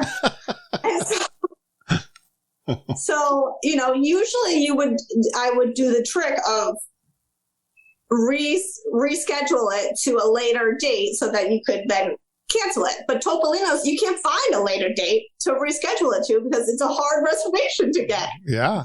So that's why I was very serious. I need to know right this moment. You need to decide. And she's like, "Okay, I don't want it. Cancel it." So I canceled it, and we had part of the reason we had chosen Topolino's, or I suppose I should say I had chosen Topolino's, because I obviously did not involve her in this decision. Till 5 minutes before the cancellation time. Was so that she could see Riviera and get to ride on the Skyliner. Sure. She was like, "Well, I still want to do that." well, we're now canceling the reservation because you don't want to eat at the restaurant. So I, thankfully have many a trip report logged in my memory and remembered Amanda Bond talking about how great Sebastian's was. So I looked and there was a reservation, so I got the reservation for Sebastian's. And then messaged Amanda and said, you were the one that raved about Sebastian's, right? And she responded, I don't know that I would call it a rave, but I was like, oh, great. Now I just raved about it. This other place is going to be so great. But it turned out to be my mom's favorite place. Oh. Of all that we ate, of course. I was starting, Samantha, through all this conversation, I was starting to worry about choosing you as like our G3 restaurant tracker person. I was starting to get concerned. I didn't fail us last year. I did okay. You're awesome. I'm just teasing. But yeah, so it was Sebastian's turned out to be her favorite place that we ate. Yeah. Wow. Good save. Yeah, it was. How come? I think it was just, so I don't eat meat. She doesn't really eat meat. And it's a meat fest. It is a meat fest, but they have a really good plant-based version. I see this. Yeah. I don't know what's on the regular menu, but they bring out, salads and bread, which was all great. And that was another salad that she really, really liked. And then on the main platter is vegetarian plant-based sausage, this like really delicious fried tofu, which that was our favorite thing. And then an Impossible skewer, which was really just, if you're familiar with Impossible products, it's like the same thing that they use as a meatball, but just in a different shape on a skewer. And then they had a lot of really good, sides and salads that went along with it that we liked a lot. Good to know. And they did, this is for Tony Ann. They had broccolini, which happened to be delicious. Yes. Just another place of broccolini. Yes. Well, if you listen to my trip report, I talked about this. You can hear all the meat versions. You'll have to, in the next vegetarian versus meat one, we'll have to do like a side-by-side of Sebastian's. Now, you said this is your mom's favorite, but I see that she had a little bit of concern about something. So for two people, who were both eating the same thing, I mean, the amount of food that they brought out. Yeah, it's all you can eat, right? Huge. Yeah. So, I mean, there was 4 sausages, 4 skewers, and 6 or 8 pieces of tofu, plus all these sides and salads and breads and whatever. And we obviously had already eaten plenty that day. So we had a lot left over and we were trying to finish it. And actually, our waiter did comment on how much we ate, that he was impressed by how much we ate. Okay. But she said to him, I feel bad. We're leaving so much behind. What should we do with it? What are we going to do with it? And he said, well, you could take it with you when we were going to Epcot to see Harmonious. We're like, no, we can't do that. He said, don't worry about it. They burn it all and make fuel. And my mom was like, all night, she's like, do you think you just made that up? It sounds like you made it up. That sounds made up. It's like biofuel? Yeah, I'm like, I don't know. Yes, it does sound made up, but if anyone would be doing that, it would be Disney that would have figured out a way to do that. Yeah, I agree with that. But I did also hear somewhere else, I forget what I was watching, that somebody else asked a similar question and they said, they use it as fertilizer. So that seems a lot more likely that that's the case. Well, I guess maybe that's what got your bus fueled to get back to the resort. So the world may never know if that was a made up excuse. If anyone knows whether it's fuel or fertilizer, please email me. The trash, let us know. Or does it go in the trash? Kurt.stone at geekinonwtw.com with your answer. Nice. Yeah, so we had so much. There is some dessert. I think some kind of bread pudding on the menu, but we said, don't bring us the dessert. We've had too much to eat already. And then I think we had made that decision based on getting a Belgian waffle when we went over to Epcot that we, again, did not get. Still haven't gotten that Belgian waffle. No, we still have not. Maybe in New York they got some Belgian waffles somewhere, Sam. They do. I have no shortage of waffles around here. Right. Well, this is very exciting. You got to one of my top 2 restaurants on property. It's unfortunate. This is the time where I'll say it's unfortunate you're a vegetarian, because this Boma restaurant, my gosh, it's so fantastic. It's one of my favorite buffets. For vegetarians. It's good? Yeah, they had a lot of really good salads. I don't doubt it, with the soups too, right? Omelets and things like that. Oh, you went for breakfast? We went for breakfast, yeah. I gotcha. Well, yeah, I've not done breakfast there, but I've obviously talked to lots of people who have rave about that too. See, I had made a breakfast and a dinner and said, okay, let's pick one of them. And I felt like everybody had, like, the thing at Boma was the breakfast. So I kept the breakfast. Well, definitely both, but I vegetarian wise, I'm looking at what you had here. You done good. I would never in a million years order bread pudding, but I had heard raves about this French toast bread pudding. Yeah. And I got 2 servings of that. And I said to my mother, you have to try this. And she tried it. And then she went back and got a second serving. I said, I'm so happy you told me I had to try that, because I never would have tried that. I'm concerned about the carbs and sugar she took in during this 5 days, Samantha. It's a lot. She's going to have to quit the rest of the year. Yeah. But so the food was delicious. We had an interesting experience checking in, because the second we went up to the counter and said, oh, we got a text, our table's ready, the man there said, oh, yes, I got your slip, great. And in that moment, a woman with an iPad came by and seemingly took the piece of paper and ran off. So we followed her around to a few different tables. She didn't acknowledge us at all. So I thought that was kind of strange. Like, most Disney employees are very friendly and outgoing, and this woman just scurrying around with her iPad and our slip, ignoring us. We would pause at a table and then would scurry off somewhere else, and pause at a table and scurry off somewhere What the else. heck's going on here? I finally turned to my mother and said, I don't think we're supposed to be following this woman. So she's like, okay, let's go back. So we went back to the host check-in station. She never acknowledged you? Never once acknowledged us. And you would think, it's like a tight place in there that you would notice these 2 women are following you around table to table. But she never acknowledged us. So That is weird. I went back to the check-in. I said, we were following this woman with an iPad around. I don't think we were supposed to be. And the guy was like, oh, what's your name? I told him. And he's like, oh, yeah, I've got your slip right here. I was like, okay. Feel like we've been down this path, but we've had this conversation before, but okay. I swear I've had this experience probably too somewhere. Oh my gosh.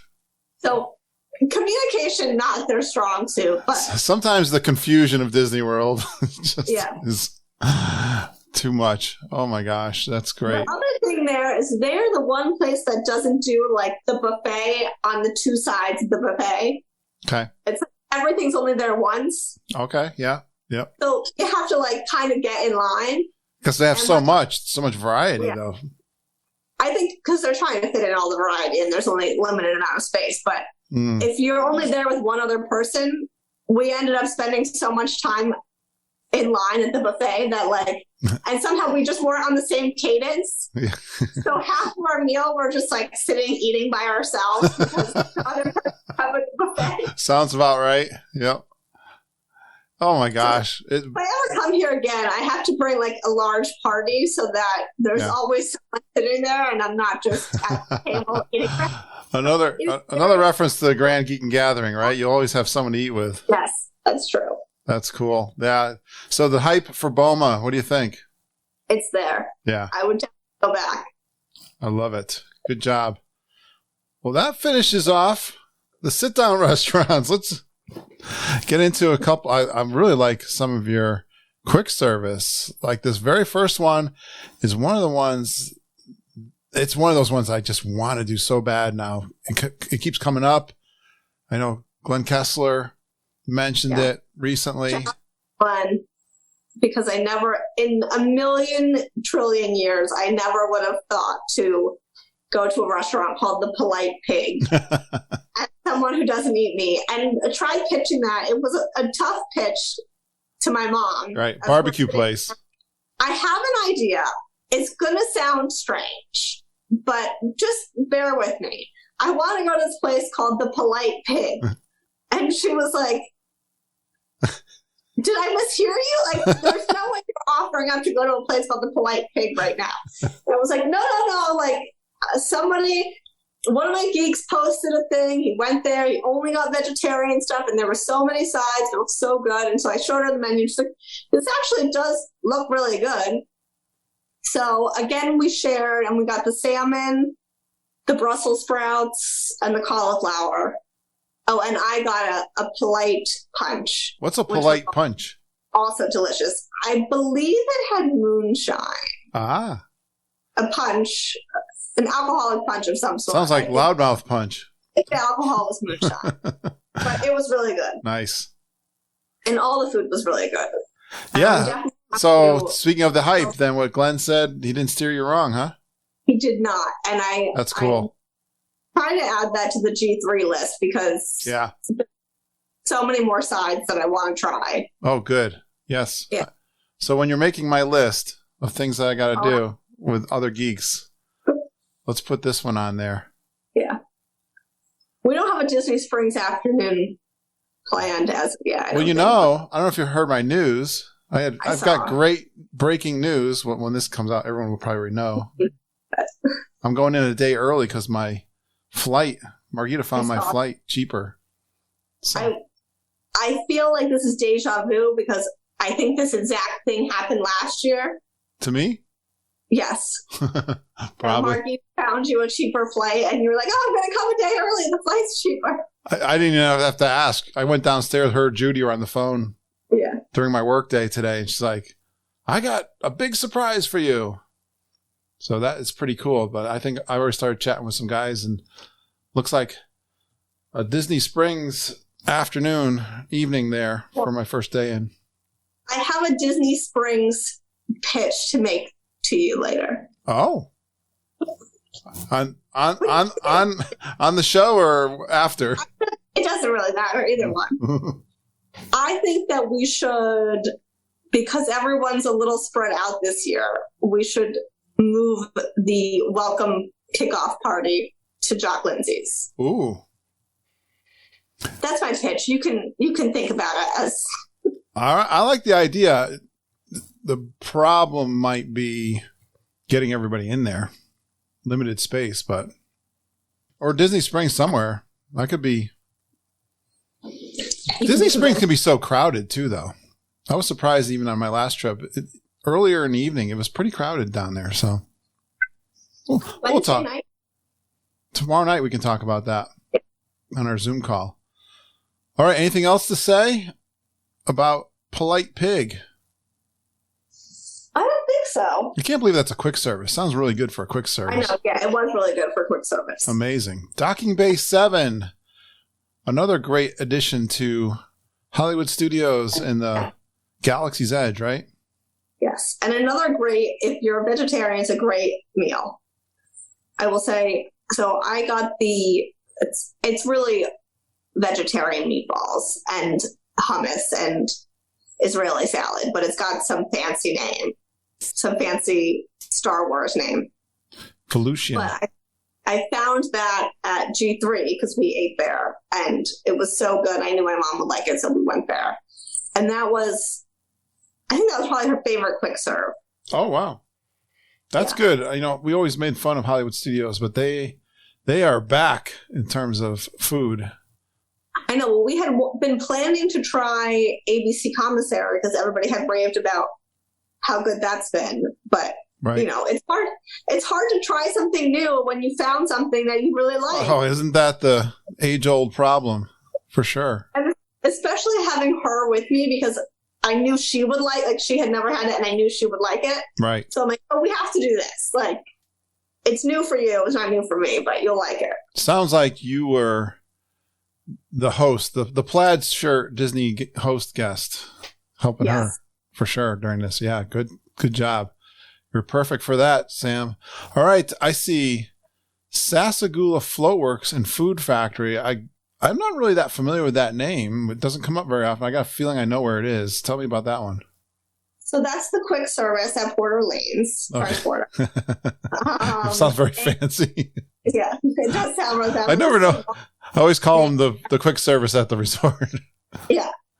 I think I had to look up what the name was after the fact. We ate there on our last day as we were leaving because we had a late flight. So we said, okay, let's try to have like a real meal before we leave for the airport. So I got the salmon dinner, which was surprisingly good for a quick service. I'm not surprised, right? They got. Do you think the salmon? What do you think of the salmon and fish down at Disney World? Well, they got rid of my favorite salmon. So Where's that? Uh-oh. But at Spice Road Table, they had this chili rubbed salmon that was the best salmon I've ever had in my life. It was so good. How do you know they got rid of it? Well, now that it's like a tapas place, they don't have Okay. meals. So I'm bummed about that. But this was a perfectly fine, good salmon, especially for considering that it's a quick service at a hotel. So are you going to be part of the G3 party that takes me to Spice Road Table? Even though they don't have your salmon? You got to negotiate with Wendy Fox on that one because Why? if Top of the World is open and we do a monorail crawl, then we can fit it in on Saturday. If we do Skyliner crawl, I don't know if we can fit it in on Saturday. Oh my gosh, I didn't realize there was such a technical problem. I'm never going to get there. Unless we get there on Wednesday. I mean, it doesn't have to be during that weekend. I could do it. I'm going to be there for like 8 days. So I'm going to get there one way. We're celebrating Daniel's birthday at Epcot on Wednesday. Oh, that could, yeah. Trying to fit in a drink with Daniel for his birthday, Trader Sam's, a Wine Bar George dinner, and a welcome party. Oh my gosh, it's so good. On Wednesday. See, this is why I have you as my secretary for my my food. Ridiculous plans of landing at 10:30 and making it to Epcot and Trader Sam's and Disney Springs all in one. I need you to keep me organized, Samantha. This is getting hard. You're getting me concerned here. Yeah. I'm confused already. All right. We got off track here. La Crêperie, which is brand new, right? So I was thrilled and very excited to tell you that I had tried the Crêperie. Yeah. But I only ordered wine at the Crêperie, so I don't know if that really counts. And I will tell you, the wine, although good, was probably the smallest pour of wine I've ever seen on Disney property or elsewhere. All right. We got that was a big failure. So you're much better off going to, you'll have to ask Wendy where it is, the Champagne store in France than that window if you want. Well, good to know. Yeah, so we'll get our crepe over there at the new Crêperie, but we'll get our wine somewhere else. Oh, you know something? That is what we had in lieu of a Belgian waffle one night, was a glass of wine. It's the best we could do. You got some of the best food in France, and all you get. No food. We were in France, and the Belgian pavilion is all the way in the front of World Showcase. Oh, okay. We had a Remy boarding group that was coming up, and so I was like, well, we're not going to walk all the way to the front of France or the front of World Showcase and come all the way back. Like, why don't we get a glass of wine as our like treat for the evening? And then we got this like tiny little flash of wine. You're like, yeah, I know. Isn't that so disappointing? I hate that. Which was like, I think my mom got Cabernet, which was like $9 for this flash of wine. And I got Rosé, which was even more expensive. And I think, I live in New York City, so I'm a little bit, my level of reference in terms of price point is very skewed because basically everything in New York is the price of Disney pricing, but for her, it was upstate. She's like, $9 for a glass of wine. Right. That's right. So.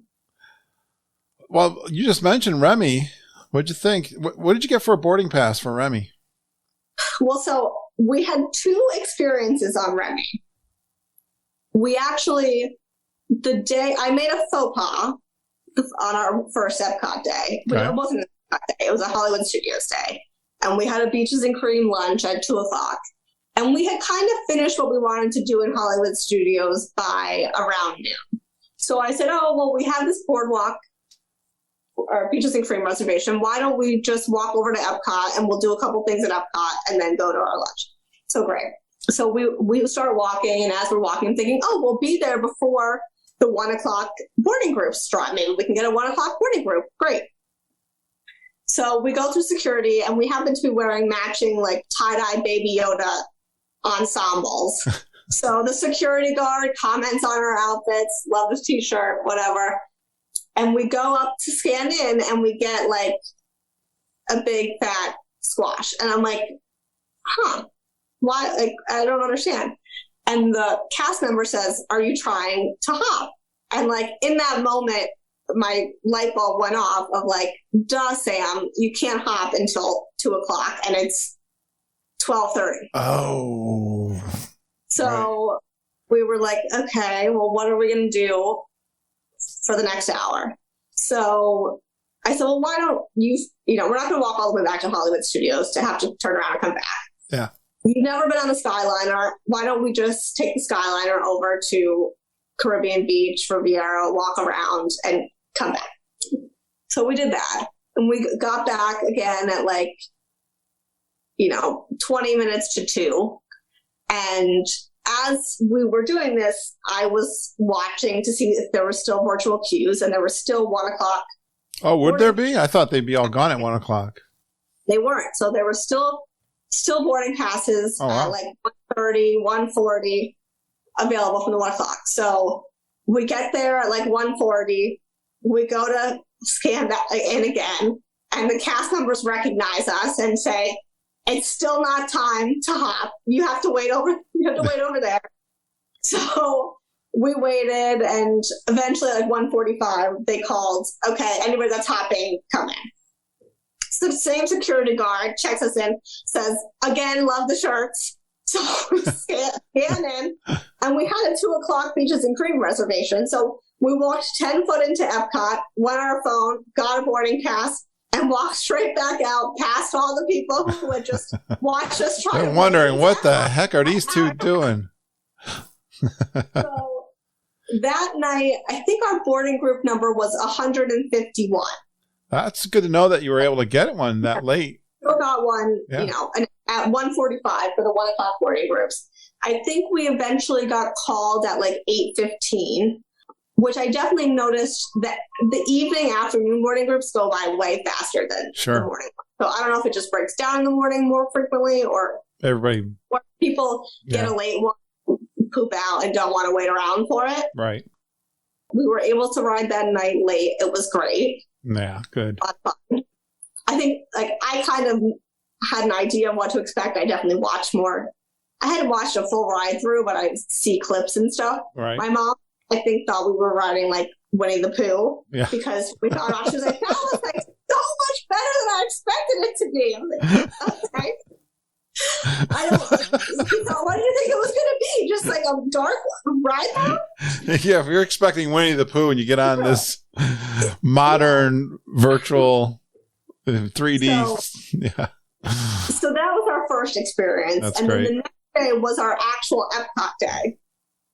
I don't know if you know, but Karen Daves is the master at getting the boarding groups. Yeah. So every time I'm like, can you help me? And I usually have her log in under myself or somebody else that I'm with, and I log in as somebody else.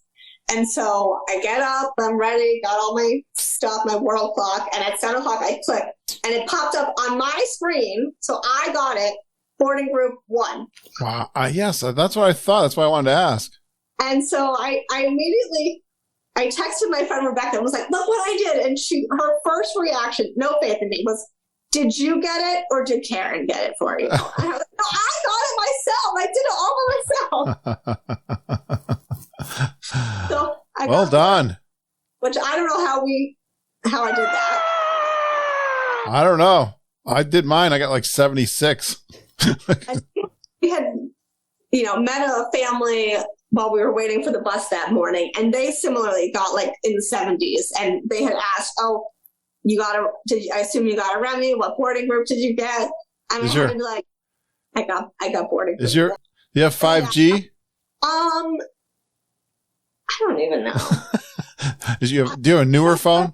No, I was on my mom's phone, which is like not the newest version, maybe an 11. Okay.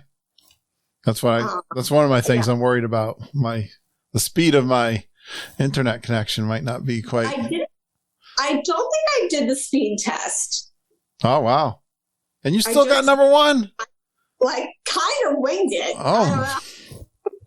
See that? Oh, my gosh. I had a countdown clock, so I had that. And I just kind of like kept, refreshing for like the 20 seconds before 7 o'clock. Wow. But yeah, I was like, when that one popped up, I had that moment of like, this is a first world problem, but this really messes up my schedule for the morning because this is so early because I wanted to get in like 3 rides before this. Well, let me ask you. Not really a problem. I think we finished the food. We've been kind of mixing in some stories and food all together here. Did anything on the food that we missed? You got some snacks here, and we did some food and wine.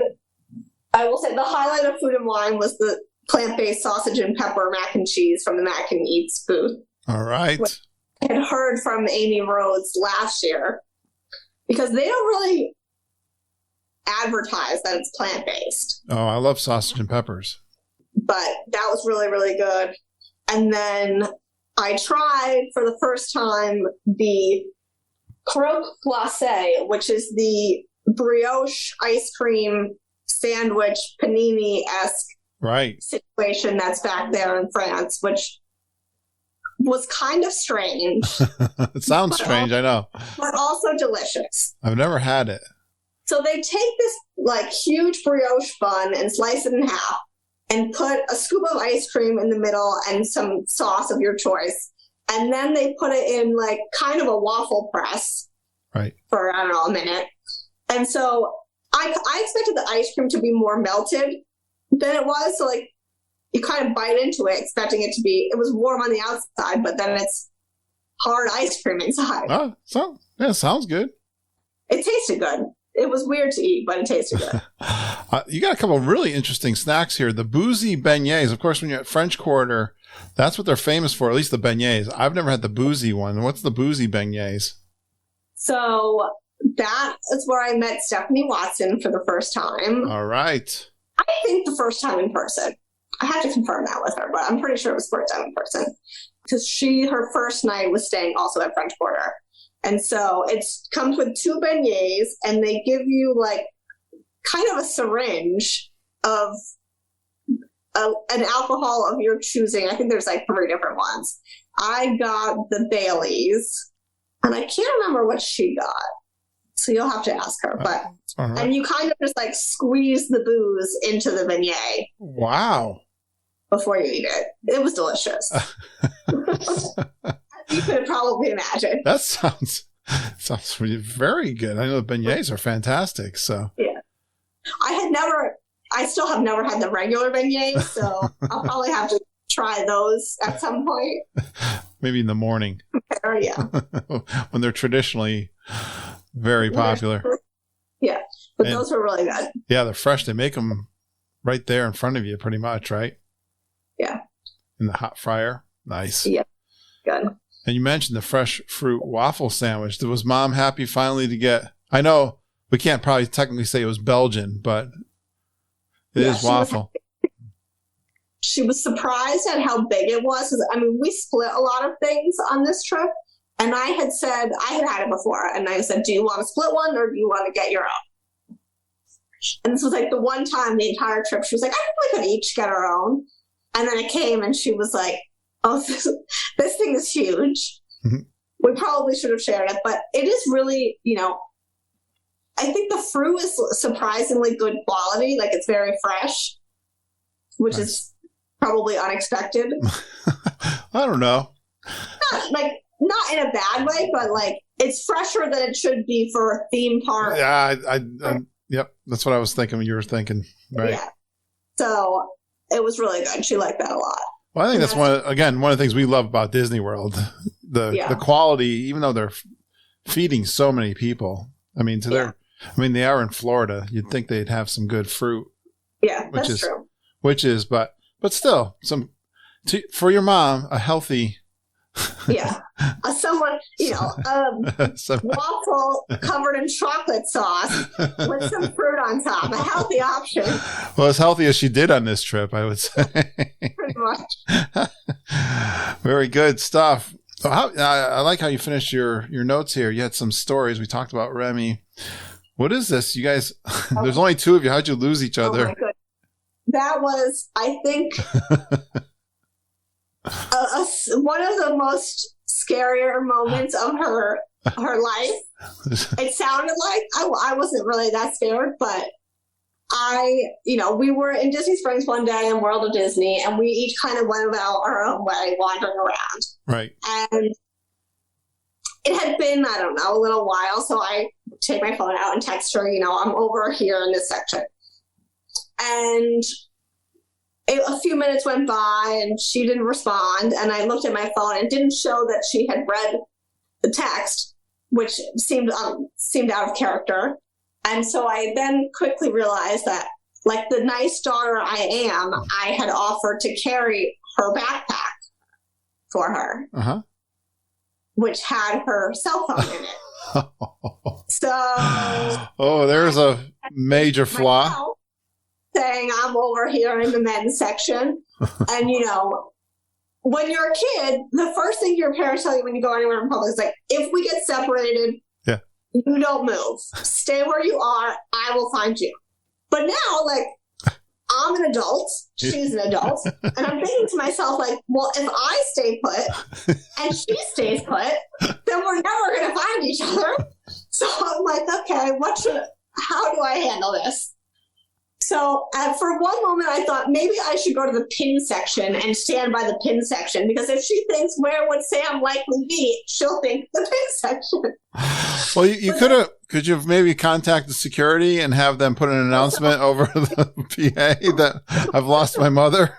Lost my mom. I lost my mom. We have a young lady here who's lost her mom. Then I was like, okay, let me stand in the middle and I'll try to survey the place, which like that place is so huge.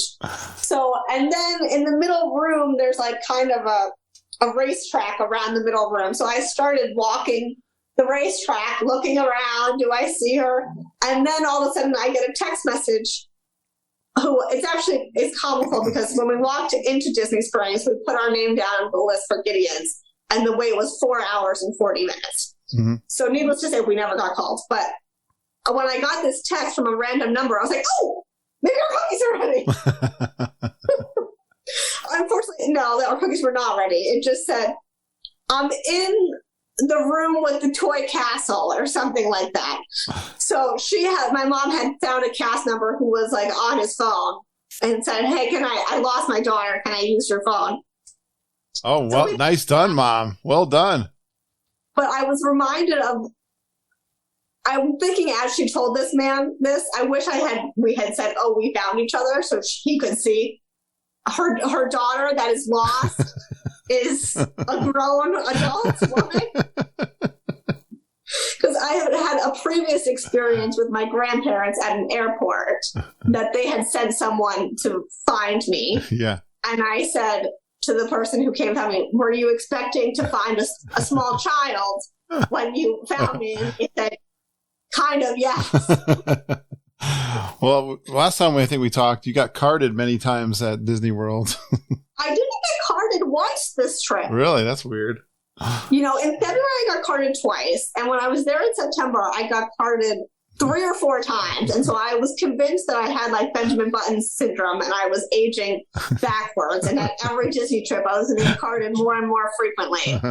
But I didn't get carded once this trip. But I also didn't drink as much this trip. My mom's not a huge drinker, so. So did you guys have some special moments then for this happy occasion? We did. We had a lot of fun. And it's just like, things that happened that were funny, and then you just keep every day or so you're triggered and remember that. Like the one good. morning, this was, I don't know, day 3 or 4. So we're sleep deprived at that point. And we went, I think we were at Epcot, and the cast members were saying welcome to everyone. And my mother said, welcome back to them. Threw them right off. I turned to her and was like, did you just say welcome? She said yes, and then we were giggling about that for a while. Every morning I would kind of wake up as I'm like and getting ready, and I turned like, remember you welcome the cast members? I have a feeling the two of you are a lot of fun together. Yeah. For sure. She was like, you've got me up at 6 o'clock every morning. I'm tired. Yeah, she hasn't had a coffee yet. Yeah. Well, this is actually one of Wendy, a good friend of yours and ours is Wendy Fox. She has a great question she asked me on my trip report. I think I'm going to try to get it into all our trip reports, but that's a tradition of theirs. They ask everyone in the family what was their favorite moment of the trip. What do you think your mom's was, and what do you think yours was? Well, I think my mom's was the moment she saw me in World of Disney and realized, because afterwards she was like, I thought I was going to have to stand here until the store closed at 11 o'clock and cleared out, and I was going to be lost forever. I'm like, well, first of all, again, we are both grown-ups. Relief, the big relief. Know where our resort is. It's absolutely necessary. You could have gone back to the resort. I know that panic feeling, though. I totally understand. So I think that was the highlight of her trip was when she found me after World of Disney. What was the highlight of my trip? Probably we rode Rock and Roller Coaster one time, and riding Rock and Roller Coaster with her again, because she has some like neck problems, so she doesn't always want to ride it. So there's a lot of trips where like I can't convince her to go on it. Right. And she wrote it, and that's just something that like that's cool. Good memories of as all of our years going there as kids riding together and that's cool. Top of our lungs. So very good. Good answer. Didn't you and I ride that together? We did, yes. Why is that memory coming back to me? It was the two of us, and I think I said, oh, this is my favorite ride. And you were like, oh, you're riding your favorite ride with me. Isn't this like the greatest moment ever? And I said, yes, dreams really do come true. That sounds like something stupid I would say. Oh my gosh, Sam, how do you put up with me? That's funny. Not so bad. We had some fun together too on the G3s. And, I know because you like meeting up with other geeks. Can you finish up with, tell me who you met up with? I love it when I see the pictures come in from listeners getting together. That's one of my favorite things to see. And you mentioned I met Stephanie. Which was fun. We've chatted for a long time. And I met Chrissy Dittman. Oh, cool. Yes. Who also we've chatted for a long time. So that was fun. And it was funny because we had been kind of messaging each other we were both in Hollywood Studios the same day and both had a couple minutes of we're just relaxing right now, which is so unusual. Yeah. That we had kind of coordinated, okay, we'll meet here. And as we were chatting, we saw Brandon, and we had all kind of sent pictures of ourselves, anybody that was going to be in the parks that day. Okay. Of what we looked like. And so he had on a blue tie-dye t-shirt and a goofy hat. So kind of easy to spot. And he's a tall, like a big tall guy. So I was chatting with Chrissy, and out of the corner of my eye, I see this blue tie-dye shirt with a goofy hat going by. And so I yelled, like, Brandon! He probably was like, why is some crazy person calling my name? And waved him down. So the three of us all got to meet up, so that was nice. Oh, that's cool. I'm talking with him on Thursday. Yeah. He's going to have a good trip report. You said my trip report is all food. I think he's got by far. I know. He logged in our private Facebook group just tons of details. So looking forward. I never had him on before, so looking forward to that. And then I met Clay Hill because I had actually picked something up for him on my September trip, and we knew we were both going to be there at the same time. Yep. So we met up so I could give that to him. And then I bumped into Karen Daves actually while we were eating our waffle sandwich. Okay. Oh, was Scott there too? No, Scott was, I think, working. Oh, she was there by herself? Yeah, she was there with a friend of hers. Okay. I think having a relaxing, they do a big Halloween party. So I think she was recuperating and relaxing from that. So she and a friend took the day and went shopping at Magic Kingdom. Really? What it must be like to be a local and say, Yeah, I know. I'm going to take the day off today and go shopping at Magic Kingdom. That's my retail therapy. That's right. Very good.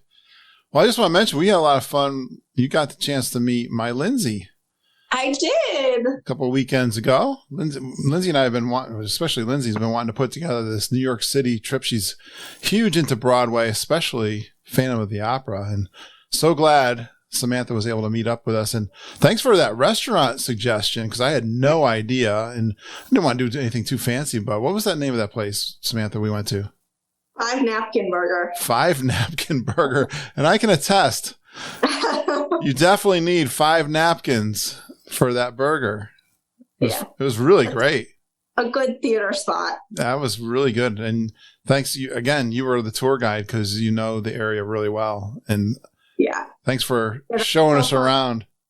But like, it was so long in the making because we had planned that in March of 2020. I know it. Months before that. And I was so sick the week leading up to this trip. I was so glad I was able to pull it off for Lindsay. I'm so glad I was able to see you. We're actually planning next March. It looks like Lindsay's talking about end of March next year. And so I'm thinking, I think you and I were talking about this. We got to do a geek meet and do maybe Aladdin or one of the Disney shows. Yeah, that would be great. I think we'll have to put that out to the group and we'll all meet up in New York City for a show. Yeah. And we'll have to get you in the Disney store. Yes, that was weird, right? It was kind of... It was closed. We were waiting outside, so something had to have been going on. Oh, by the way, Mom loved her M&Ms from the M&M store. Did she? We did go there. They didn't last very long, I can tell you that. So, great fun. Thanks for coming out to see us there, Samantha. Always great to see you. So fun. It was so nice to finally meet Lindsay. Yes, right? You've been a long-time listener. You knew when she was on all the time. So, well, Sam, you're awesome. This was an awesome trip report. And I know you're busy. You're one of the leaders for the G3 planning. It's one great thing about the G3. There's so many great things, but I don't even know if I do anything for this. Do I? I mean, so we're yap on the podcast, but I'm the promoter. I was going to say, I would say you're the catalyst, but at this point, I think Kevin's the catalyst, so I'm not even sure that you can. I know, I can't even claim that. I own nothing of this meetup. Yes, you're a good promoter. All right, thank you very much. Well, you're a good planner, and we got to get more plans together. I know you put the list together of all the things we're doing, so we've got a lot of stuff in there. Plenty of things if you want to go have fun with us. So, look, even though we're strangers from the internet, we're all very nice people. And that's right. I've yet to hear someone have a bad experience. So right. Well, that's my big thing. I want anyone who feels uncomfortable. Definitely, we're looking for ways to make you feel comfortable to come down and have some fun with a bunch of people that might be just like you, a geek. And if you want to get into our girls' messenger group, as long as you're not Kurt, hit me up. As long as you're a girl. Yeah, as long as you're a girl. It's one of the prerequisites. At this point, we've changed it from solo ladies because there was too many of us that were started bringing friends or a kid here or there or a spouse one trip and not the next trip. So nice. Now it's just a Geeking Girls group. All right, Samantha, we'll be talking to you tomorrow night on the Zoom call. Thanks for reminding me to have you on the show, and we'll stay in touch. All right. I think I will. Talk to you later. You're going to have to try hard to lose me. Please stand clear of the doors. Por favor, manténganse alejado de las puertas. Yeah, Samantha's one of those that meets up with us every week in that Zoom call on Wednesdays. If you want to meet some more geeks, especially if you're going down to the G3. I really highly recommend you join one of these virtual meetups. I may do some folks that have never been before. So you can make some friends on the virtual Zoom meets. Those are on Wednesday nights. Look for the postings I do in a private Facebook group to get ready for those. But we do planning meetings. We've actually been doing some planning. Chris Futrell put in, Dr. Evil with the air quotes, planning. We have more fun than, there's not a lot to plan now. I think we're just going to fill in the details now, but we got some fun chats going on all the things coming for the G3. But I got to thank Nancy, Judy, Wendy, Samantha. They got together up in Albany for a Geek Meet with Nancy. And that was a fun introduction. I love it when they do that for the show. And I'd love to have more of you to do Geekin' intros. You can create one for us. It's fun. Just use your phone. You can tell they had a lot of fun doing it. You can do it with your kids and just email them to me at kurt.stone@geekinonww.com. Just tell us your name, where you're from, a fun Disney World fact or two about yourself. And then you go Geekin' on Walt Disney World with Curtis and the whole Geekin' family.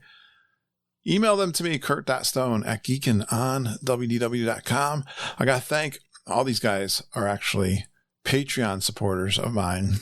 I got to thank them and you and all of you. There's over 60 of you who donate every week to the show, or you did an annual pledge, which is an option that's available now.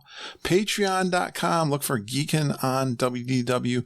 Thank you so much for doing that. I am posting the last live bonus podcast episode out to patreon.com this week. It's going to have some coffee walks of me finishing up and reviewing my trip that was in October.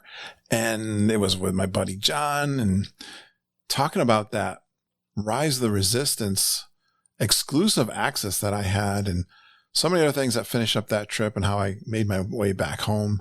So if you want to get those extra bonus, what I call the Inner Circle episodes on patreon.com, I do that just for fun. I know you guys donate to the show because you are great people and you just do that. And I appreciate you guys so much, but I like to do those bonus episodes. I'm going to do some interviews with some of our Patreon supporters here. Get to know them, I think, between now and Grand Geekin' Gathering, because I got to have some more recordings for you guys for those bonus episodes. But the Grand Geekin' Gathering, yes. I was just talking to my son, Ben. He might actually, no, I don't know if he's going to come. Him and his girlfriend were talking about coming, but I think they may come with us in June on our family trip. But the Grand Geekin' Gathering, look towards Thursday, February 3rd through February 6th. I'll be there. Actually, I think January 31st through February 9th. So I'm going to be there a long time. I keep adding a day here and there. I can't tell you. I don't think I have permission to tell you what I'm doing some of these days. So many of the listeners are supporting my trip down to Disney World for the Grand Geekin' Gathering. We got Kevin Curtis Allen coming from the United Kingdom, and Glenn Kessler and Wendy Fox, and Samantha's going to be there, and so many of the people that you've heard on the podcast. If you'd like to meet them in person, which is just a huge goal of mine when I started the podcast, that we'd be able to have live events in the parks. And this is the third one that we've done before. And it's so exciting. Animal Kingdom on Thursday, Magic Kingdom on Friday, Epcot on Saturday, then Hollywood Studios on Sunday, February 6th. Contact us if you'd like to book those trips. We've had a really good November for the Traveling Tiaras. Folks are getting ready to go to Disney World and booking through Mom and Judy. Again, email them at travelingtiaras@gmail.com. We are committed to helping you enjoy your vacation. Just reach out to me if you'd like to do a trip report, although I've got a lot going on right now. I'm going to be talking to those unofficial guide authors. I got a couple other people reaching out to do trip reports, but I love doing that with you guys, and keep contacting me. I'll do the best that I can supporting your trips to Disney World and giving you all the information we possibly can to make it fun for you guys. Thanks for going geeking on Walt Disney World with us. We appreciate you listening and geeking with us every single day. We love you geeks. Have a magical day, and I hope all your dreams come true.